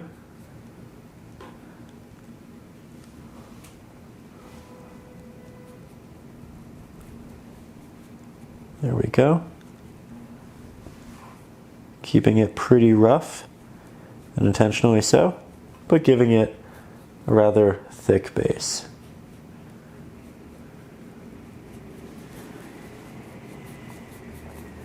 There we are. Okay, now that we have that applied and dried, let's ask ourselves, what's the next step to turn this into this? If your answer is you apply a slight highlight, then you're correct and you're on the right path. So let's take the pigment that we used for that mid value, let's recreate it and then make it slightly brighter. You can see that I'm mixing it over top my past one, and I'm doing that for the sake of being able to use just a little bit of that extra pigment before it fully dries on my palette. Might as well put it to good use.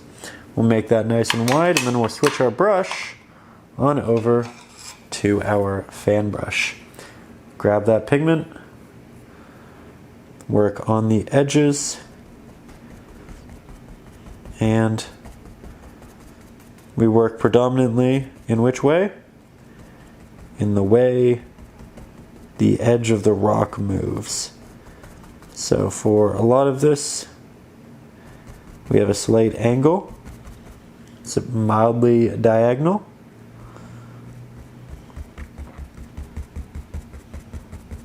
And we'll just keep working this over. As we run out of pigment, we work into the areas that are a bit more shadow heavy. And if we accidentally make them too bright, that's okay, because as you saw over there, we do have a step where we reintroduce the darker areas. Now through here I actually want it to be much more large bodied. I think actually both of these I'm going to do a pretty dramatic diagonal application like this and bring it back. That way we can have a fair amount of volume in the rock. The more you create these larger highlighted areas, the more volume you create in protruding rock. If it's just an edge, then it means that there's this area that protrudes and it's not that wide. When it's like that, it means it's very wide. It's pretty intuitive, but it's also looking good.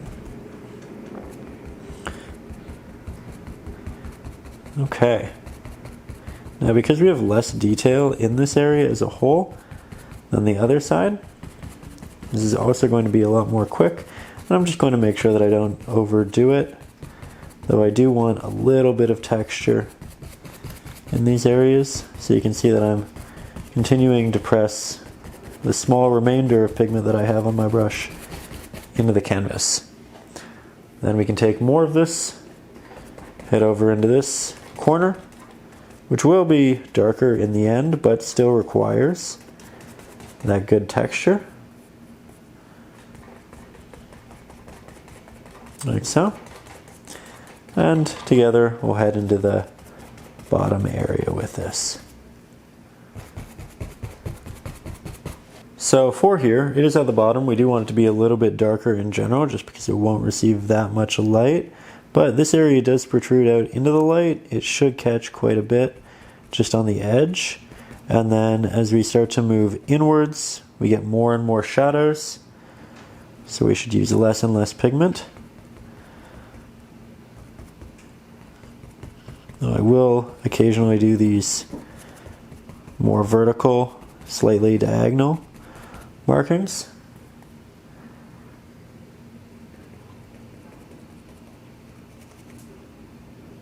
And you can see that this protrudes out. So when they really protrude, they can catch a bit more light, but for the most part, this isn't going to get a lot. And now, the minute amount that I have left on my brush can find its home in the walls.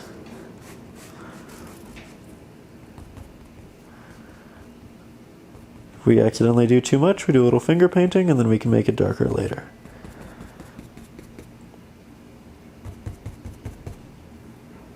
There we go. Try not to make these look too similar. We want them to be evolving and varied. If they do look similar, we're going to start combining some and just changing shapes here and there.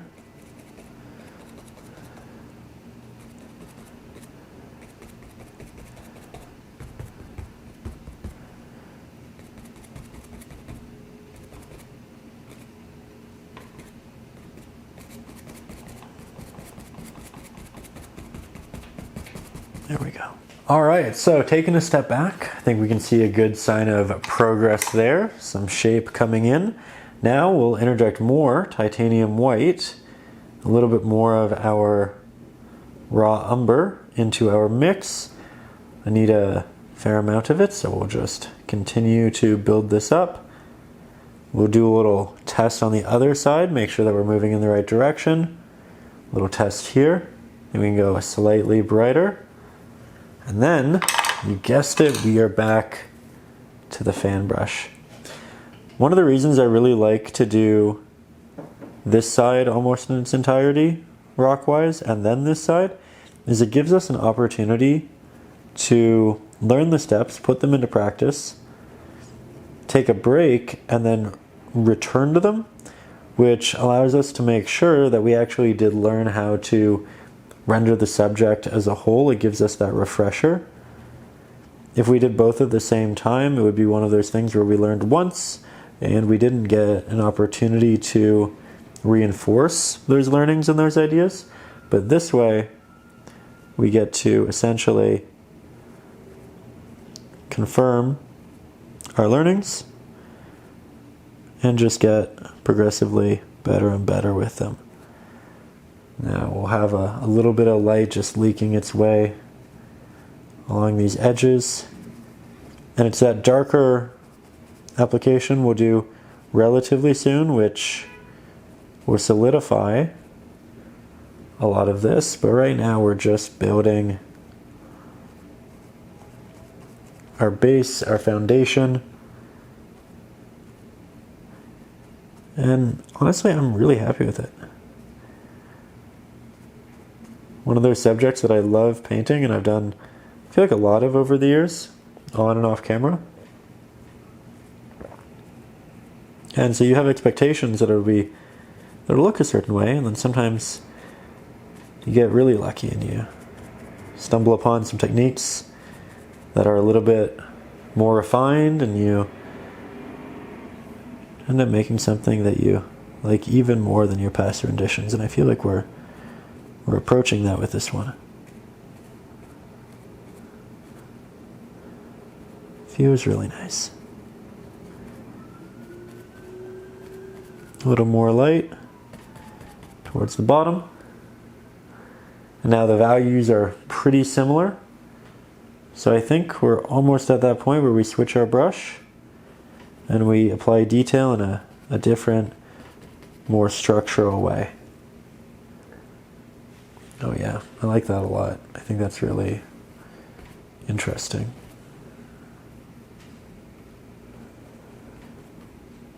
Okay. I'm going to put down the brush because otherwise I would just continue to use this in perpetuity. So let's get closer, let's add some detail. So from here, we are going to grab our liner brush, make sure it's nice and damp. We haven't used this in a little while, but it really is ideal for confirming a lot of these edges and shapes, like so. My brush is relatively damp. I do have the ability to cut some really sharp markings and just make sure that we have unique structure. Here I'm trying to make this a bit more as if it's steps or sheets, like so. We want to make sure that these edges are as a whole bright. We really don't want any part of it to look darker. We'll use this brush, as you know, for the shadows soon, but first we do want to make sure that things look pretty good.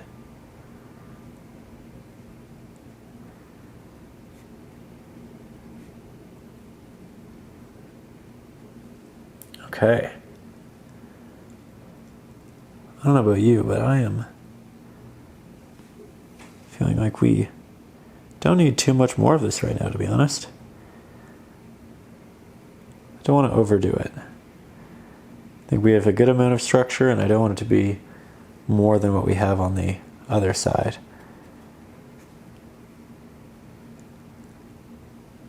Maybe a hint back here, for the sake of just making this more definitive.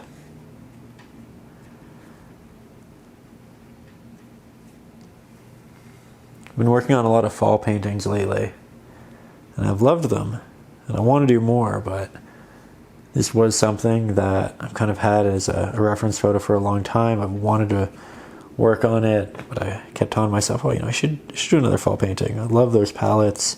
It's the time of year. But I just had to do this one. I had to take a little break. Follow passion, you know? And we do the best job at our paintings and are really passionate about the subject.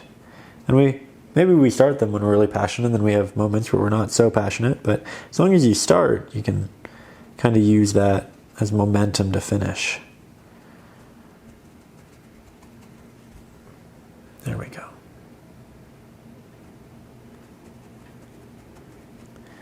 Okay, from here, I think we take a step back and we make sure we like how it's all looking. Okay, detail-wise, structurally, we're definitely getting there. I think we're really close. I'm just going to solidify some pieces down here. Again, this is far too bright for what we want in the end, but that's really easy to darken. And by painting all these details lighter in the way that we are, it's much easier to see them, to discern them, and to craft the volumes that we want. So I think we're doing it the right way. We just need to stay the course, trust the process, and we'll get there. Okay, from there, do we want to make it brighter? I don't think I want to right now. Maybe, you know what, I do. Just a hint. Just a hint. A little bit of titanium white, a little bit of that raw umber. It's slightly brighter than it's been previously. I'm going to use this along the edges, which are closest to the light, and essentially nowhere else. Doubling down on the titanium white in the mix. You can see how it's pretty similar to the highlights on the other side. That's really what we were going for. I'm not going to bring this far into the cave. This is really just to make sure that both this side and this side are cohesive. And remember, we don't really draw lines with it. We do lots of little taps that connect, can join. Nice and unique.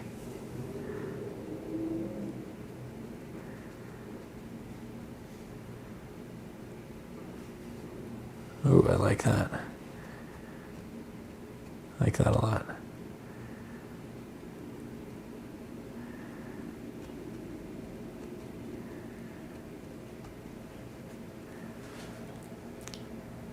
Feels like it has a sheen to it now. I really want to add it over here, but I'm not going to because I know we just won't get that light over there. It doesn't make sense. But there is a part of my brain that says add detail. And we need to become comfortable with not adding detail, not always adding the highlight. It's because that contrast in the end is what gives you a great painting, not a massive amount of detail and highlight everywhere.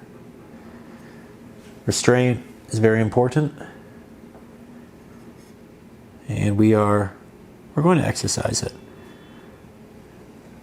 Let a little bit of that highlight working its way in here.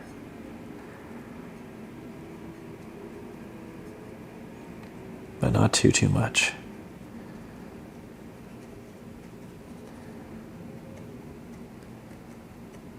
As I run out of pigment, I start to work back, but I wouldn't start here with new pigment because it would be too opaque and strong.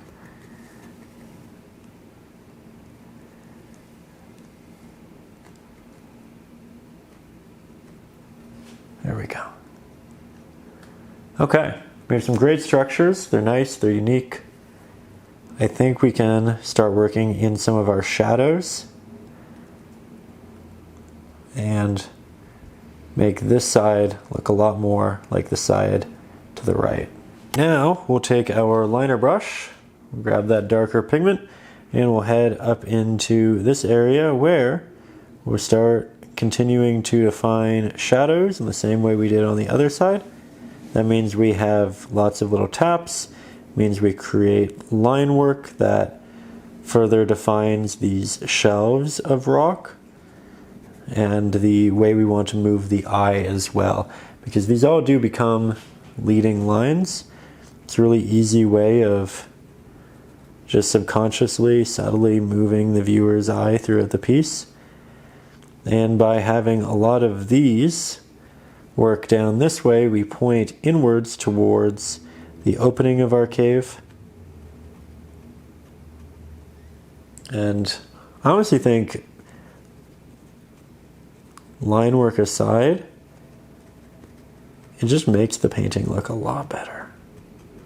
I like the added texture, I like the added shadow, I like how we break up the rock into little sections. I think that's fun. And we're doing a strong job through here. Because we have less detail on this side than in the other, this will also take a lot less long, which can be nice. I feel like I'm at that point where I'm excited to add the moss and the foliage, so painting a little bit more quickly. But don't paint too quickly, because we do want to make sure that we're doing a great job. We put a lot of time into the painting already, put a lot of time into the other side, so we don't want to get too quick, too eager. And despite the fact that I am really excited about the next step, I'm going to make sure that I try my best to keep this all looking intentional, structured, and just generally as aesthetic as we can.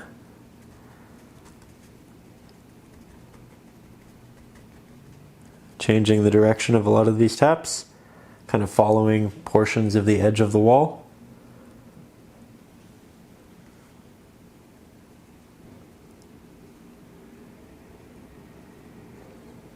There we go.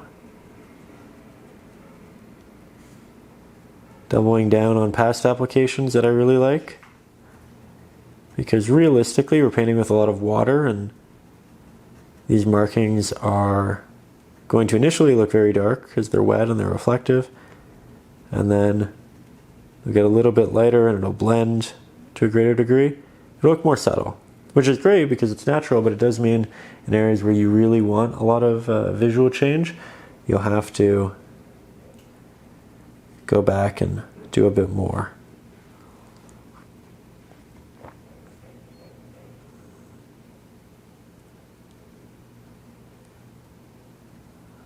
There we are.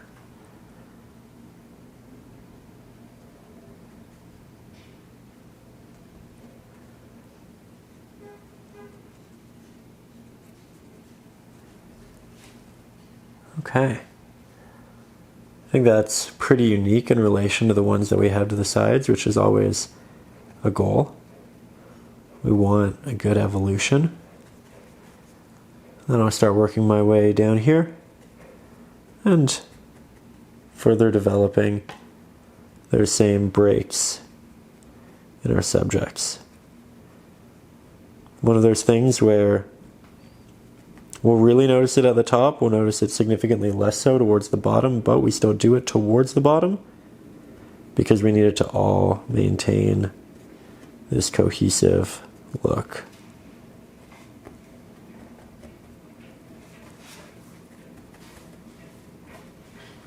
So now yet again, we head on down, we grab that same darker mix, we break open some of these areas, but not all.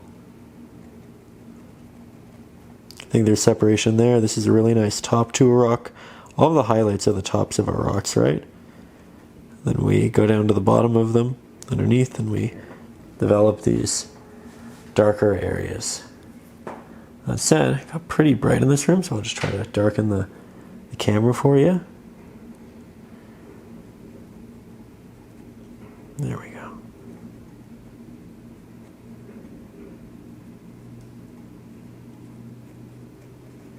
I think this is going fairly well.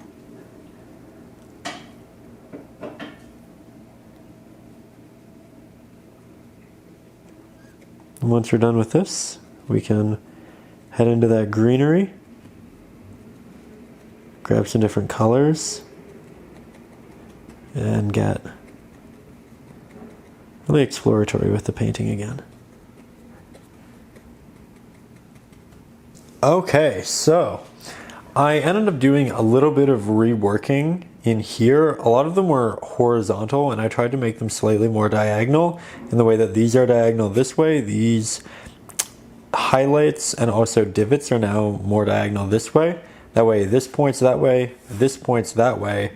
And I also did a little bit up here, but not much because we really don't want the eye up there. So at this point, I like that, I like that, I like that. Let's build on it. Going to grab our larger flat-headed brush. We're going to grab some green gold for the first time in quite some time.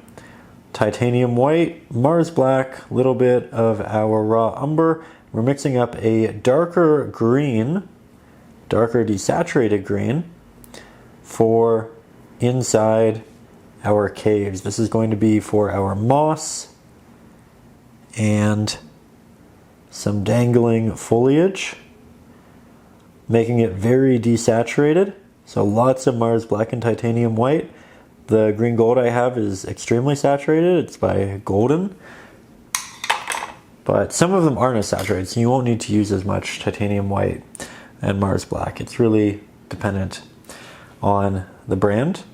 That said, I will grab this and I'll look for more horizontal areas, because the more horizontal areas will have more of our greens in them. And this is a pretty similar value to our highlights, so I can apply it over our highlights and further just double down on the areas that are already bright, or we can apply this into new areas and create newly highlighted spots. Initially it's going to be pretty subtle because we're just going to have little bits of it. Again, it's a similar value to pigments we already have incorporated, but as we build it up, it'll have much more of a place in the painting. Do some more greens up here. Have them kind of work their way from the shadows into the highlights. We can reaffirm the movements that we have. So a lot of these are horizontal lines, and I'm making the greens with those horizontal lines as well. Then we can make more vertical ones as we get into these climbed areas of rock, and do more of it towards the area where there's light, because this is a value closer to the highlighted value. When we have it out in the darker areas, it looks like it's an area of protruding rock which has moss on it, but when we apply it to the pre-existing highlighted areas, it looks like it just fits naturally. It doesn't change the actual formation, the structure of our rocks. We also won't have as much towards the top as we do towards the bottom, just because of how moss works, but we will have some dangling foliage pretty soon. Right now I'm just working this partially through here for the sake of cohesion. And I'm using the liner brush so that I have a lot of intentionality. Already, I think that brings it into the middle well, but still a lot left to do. So let's take this pigment, let's work over on the left-hand side, and then we'll continue to change our values and textures. Again, as noted, the bottom areas like this will get a lot more of this greenery than the top. So I'm going to predominantly start here with occasional taps up into this midsection, like so, but mostly towards the bottom.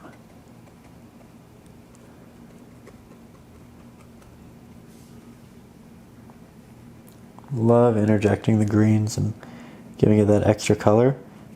It's It's one of those things where it's pretty gray, but all of this rock does have little bits of blue and raw umber in it. So it's not void of color, it's just very subtle. And that's important. You don't want to go in with just a gray because you want it to be a more complex pigment. You want it to be more interesting than that. You want it to have more subtleties. But for the most part, it looks pretty gray. And with that, the greens are a beautiful, soft addition.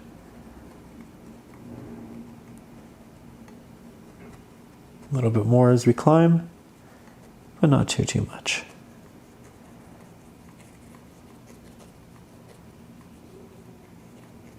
There we go.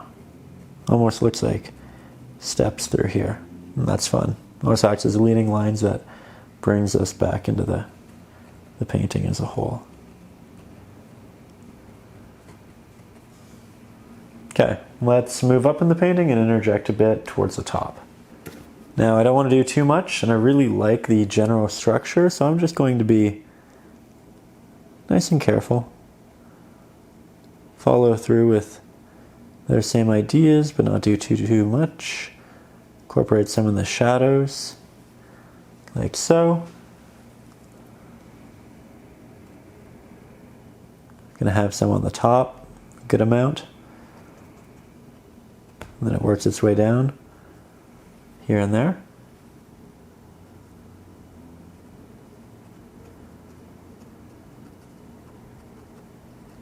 Oh, that's beautiful. I like that.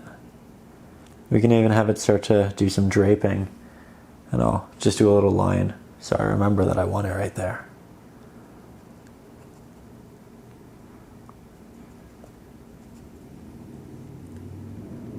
Any area where it's flat, we're inclined to do more.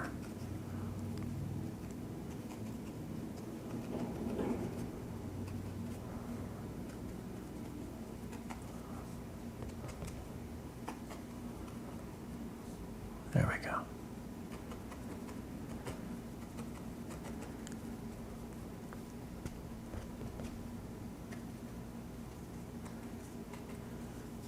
Okay, so far, so good. Now we are going to incorporate some of those vertical draping areas, and I'm going to do that with the larger flat-headed brush and the pigment we have.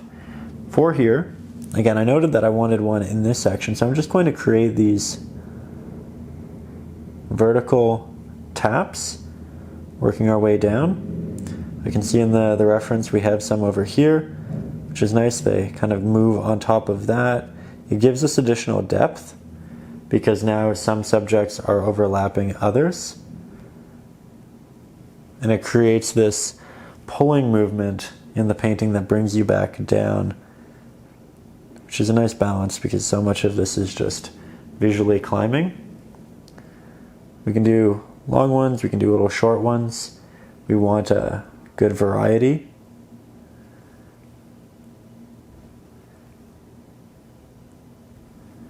We don't want them to be too long because that would imply that the caves aren't that big. So we're going to try to be careful with that, at least initially. Again, if you are up over on Patreon, you should have a traceable with these pre-plotted on it so you know where they are. You can of course change it, take artistic liberties and do that which you'd like. But if you just like to make it easy as to where you put them, that should help. I'm changing it a little bit just for the sake of playing, but what's on there is indicative of the reference photo and all of that. So I really like those.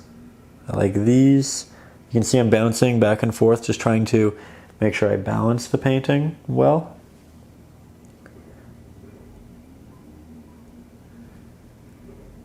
There we are.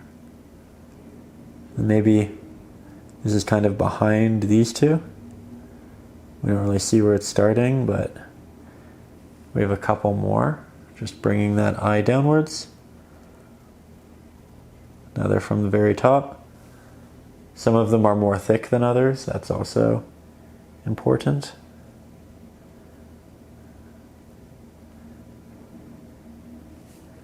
There. Okay. Now we make that pigment brighter and more green. So titanium white, green gold, that's a dramatic change, so more Mars black. We'll grab our liner, or you know what? Let's grab our fan brush yet again. Let's add these speckles of highlight to the areas that are closest to the opening, right here. This is going to create a lot of beautiful texture. And it'll stand out nicely against the darker backdrop.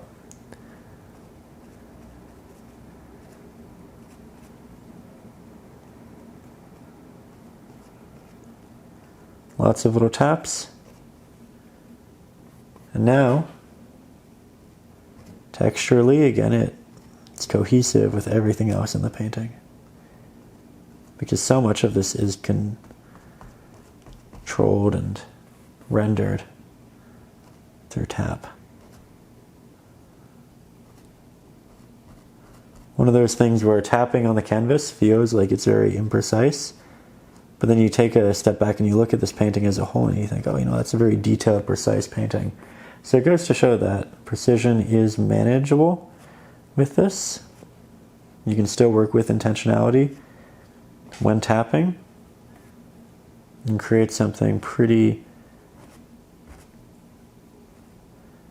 structured.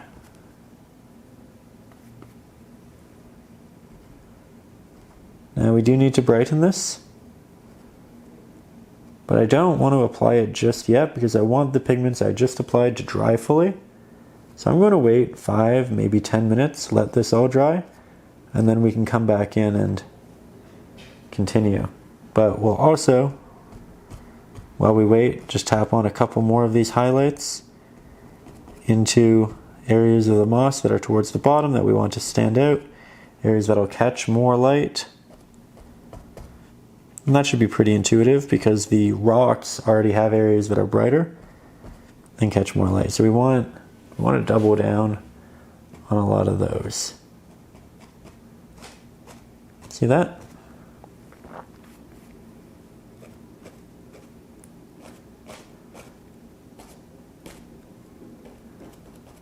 Very good.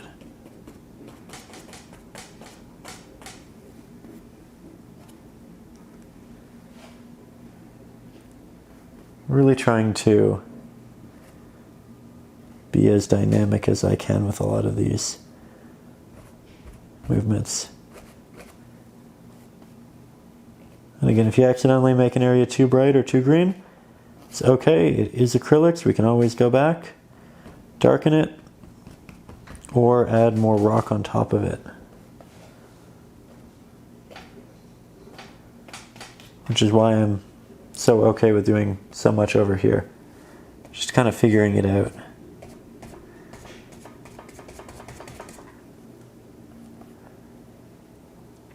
Said I was going to take a break from the canvas for 5 to 10 minutes and let it dry, and then I kind of just kept painting. But I do think we're at that point where I should let it dry and then go back in. So we'll do so. And oh yeah, I looked in the viewfinder. That's looking great. Okay, now we're taking an even wider step back. Again, as we start to complete this, as we add these highlights, we want to take those steps back, make sure we know what it really looks like from and afar in a room. I'll double down on our highlights, but not that dramatically. We're continuously making this brighter, making it more saturated, but we're not taking big jumps. We're taking measured jumps. We're also grabbing our fan brush. Again, if you're not working with mine, I'd recommend using a stiff bristle right now. That way you get the really intricate, smaller markings. If you are working with mine, make sure that it's not damp at all. We want a fully dry brush. We'll tap these on. Look at that. really just lights up.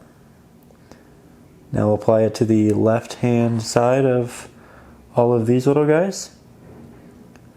One of those things, if we are always looking where the light's coming from, and the light's going this way into the cave on this side, so we want this on the left-hand side of our subjects, where when we're on the other side of the cave, we're doing it on the right-hand side because the light's going in this way, and the back of it will have more shadows. We'll also take some of this, not too much, and just work it into little sections of our rock. Oh, I love that. Yeah, okay. Okay, we're doing great. This is really showing the potential of the painting, I think. We're finally getting there. We were patient, we put in the time, we went through the foundational layers, and now we're being rewarded. Adding a bit more of that green into the moss. That way it doesn't feel out of place in just the dangled areas, because a lot more of this will catch light and will have that same level of saturation and those same values. So we're just making sure those are incorporated.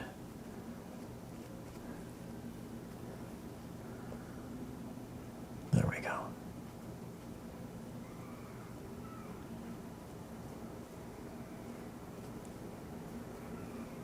Do a bit more towards the top.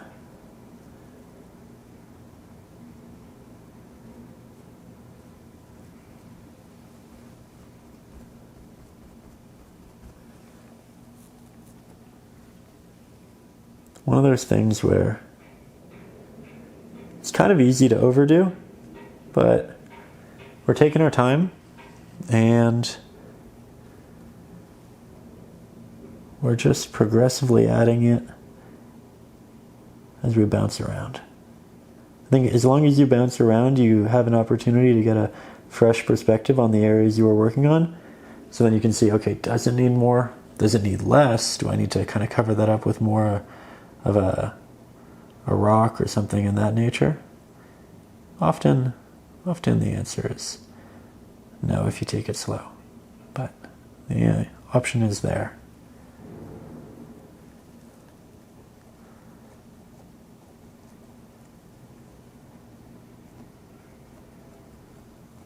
There we go.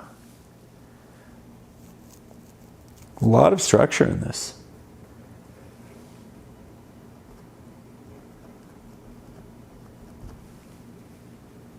I'm going to get you a little bit closer and we'll work on some highlights with the liner.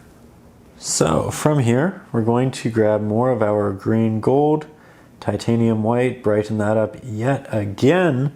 And for actual application, we are going with our more precise option. We'll just do little taps, like so. Not going to do too many, and I'm going to reserve this for the areas that are closest to the light, but will give us some extra depth, and it'll also differentiate some of these from the ones that are farther away, which I think is really important. We don't want them all to look like they have the same amount of light. We don't want them to all have the same hue. They will vary, especially based off of how close they are to the light.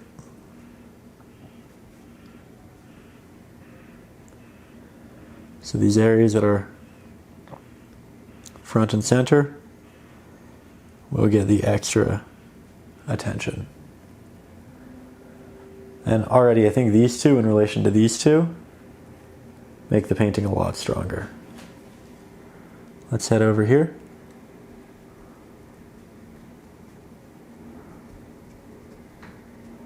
Do the same there.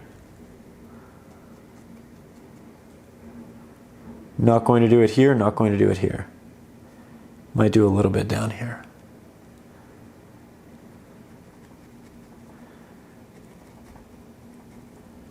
just because it's getting a lot of light. Now we'll continue working our way to the bottom. Grab more of those highlights, work them into these rocks, which are definitely going to be receiving a lot of light.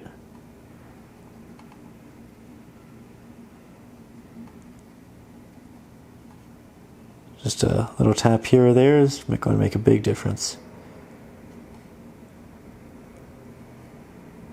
There we go.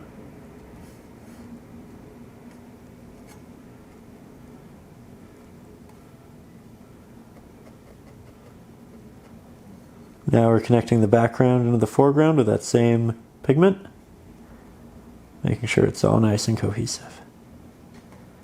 Another word you'll hear me say a million times during these lessons, but that's just because it's so important.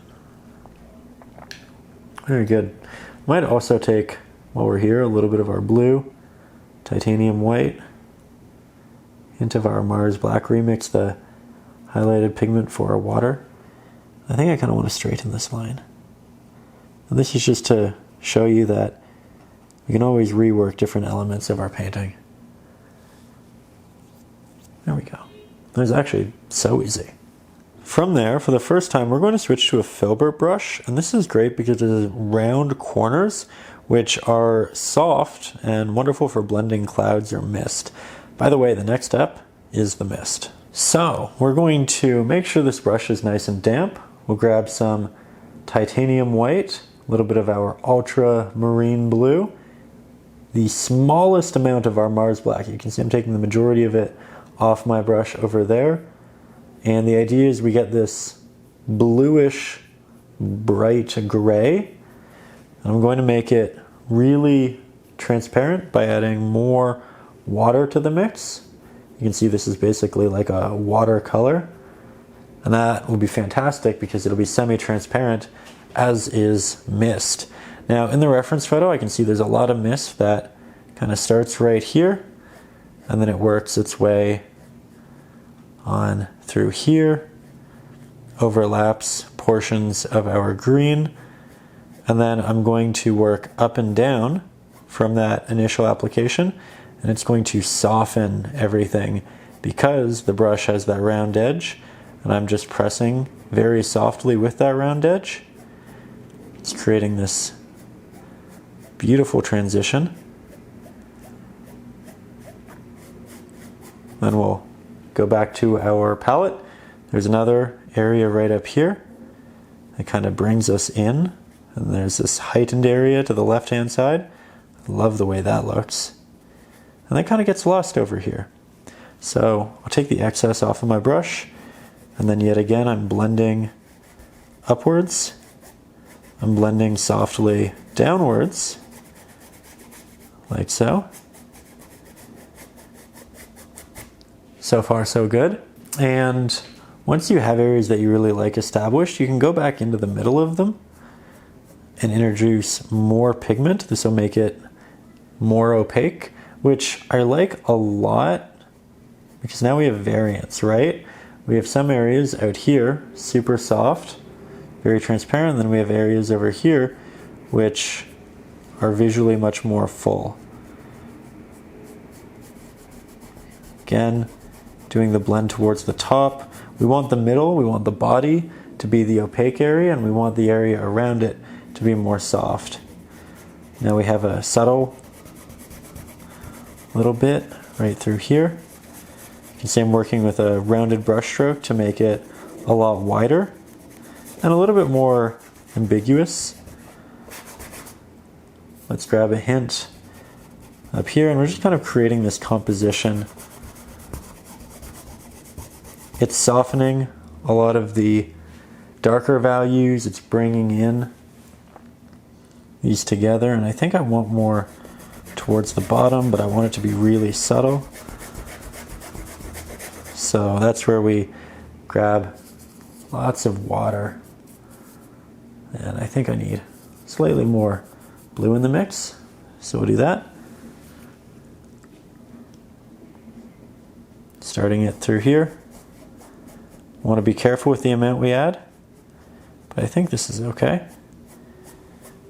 Through this you will lose detail. you will lose parts of your image, and that's all right.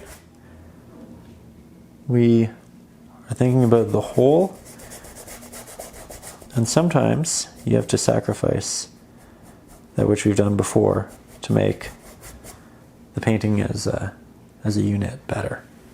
So that's what we're doing. Going to make this brighter on the edge as a whole. Feels like it's just wafting through. A little more highlight through there.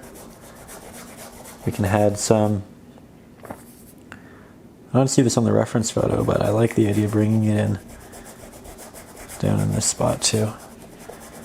Just working its way over some of our greenery towards the bottom.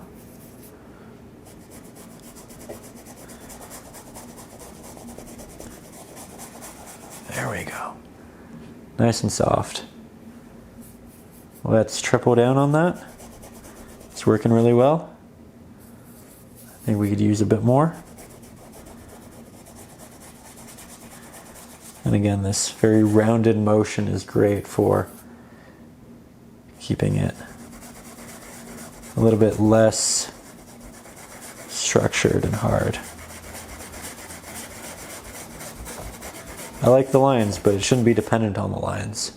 Now, if you accidentally apply too much in any one area, you can just get a wet brush, kind of scrape in that space, circular motions, and then you can just lift that pigment off of the canvas.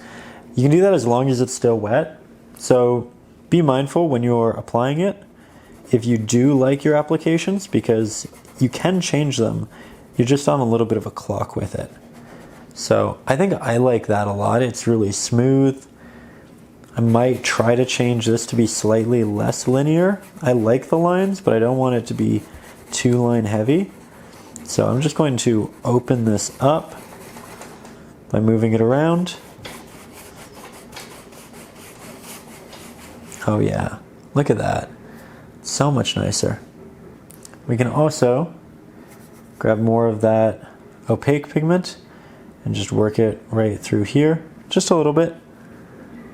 I want a portion to be brighter, stronger. I just don't want it to be too strong everywhere. And I think this is a really nice middle ground to it. Just like so. It's soft, it's nice. We can add a little bit more of that bonus mist up here. Very good. And maybe, you know what? I don't see it on the reference photo, but I like the idea of it climbing, being much larger over here, and then it comes in to the side. So we're just doing some of that highlight right through here. You can also use some painter's tape to mask off the rock if you want, but you don't have to. There we are.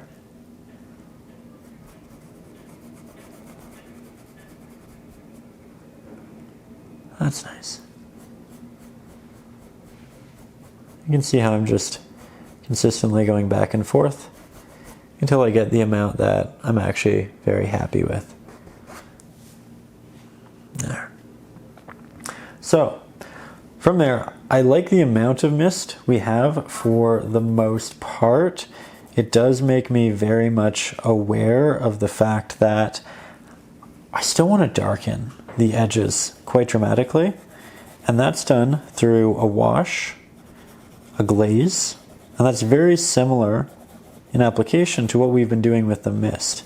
We use a different brush, and we want to make sure the canvas as a whole is dry before we do so, but I think that's our next step.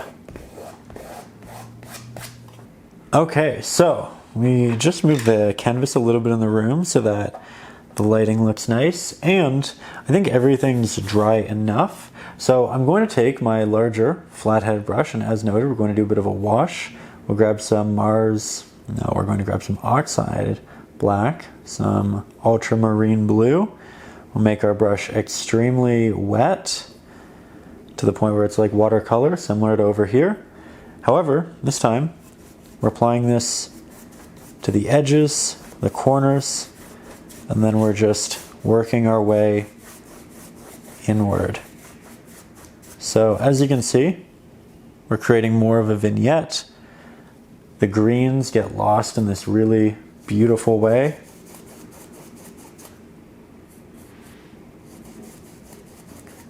And we can do multiple layers until we get the amount we want. I know I want quite a lot of contrast in this. I think the more we do, the happier I am with it as a whole. So we'll just continue interjecting this. That's almost fully opaque. So we'll soften it. And by being very, very gentle and light with the brush, as you can see, we're able to transition it into our previously designated areas. I only want to do a little bit in this bottom corner. I want the vignette, but I also want to allow this to move in a way that feels really natural. Also, as this dries, you get a better idea of what it really looks like, right? Because when it's wet, it'll be a little deceiving. We let it dry, we figure it out, and then we head back in. We can also put it over our mist to a point. There we go. I think that looks so much better. Okay, very good. Next, we're going to put down our larger flathead brush. We'll grab our smaller liner brush. We'll grab some of our green gold, titanium white, hint of our Mars black, just a hint. And we'll mix up the brightest green we have yet. And then we can continue this up here in a way that we hadn't before. It was one of those things where I didn't know how much we wanted to fill it out until we did more of the painting. But I think at this point I know I want just a little bit of that sky showing. So we'll continue all these beautiful little taps through there, like so. Make sure that they work their way down into the rest of the painting so that it's nice and cohesive. We do want this midsection to be the brightest. We want it to stand out. So we'll just apply it to the tops of some of our trees with the liner. And this is really one of the final steps in the painting. One of those things where we've been painting and all of a sudden we did it. We created something really, really lovely. Something I hope you find inspiring, something I hope you find a lot of fun. Again, I'd like to say big thank you to everybody up over on Patreon for making these long lessons happen. If it wasn't for you, I wouldn't be able to make the big real-time videos that are posted each week. And again, thank you for directly supporting the channel. If you're new to the channel, up over on Patreon, not only do you help out the channel, but you can also get the ad-free version of these videos. You can get the traceables, you can get pictures of the materials, you can get my ebooks, you can get the big bonus lessons on really nice sized canvases. A lot of fun stuff up there. You can find a link in the description. You can also find a link to the brush set in the description. So there's a lot up there if you're interested, but I think that's the painting. One of those things where we just got there. Needed a vignette, needed the mist, needed some highlights, and I love it. Thank you for being here. Thank you for being a part of the journey. I will see you next Saturday and each Saturday after that. So if you haven't, make sure that you subscribe to the channel. And I'd love to know, again, in the comments, how you like to watch these. Do you watch it and then paint? Do you paint along? Do you just watch it for the sake of relaxing? Let me know, and let me know what you'd like to see me paint next. Thank you for being here. I'll see you soon. And above all, as always, stay creative.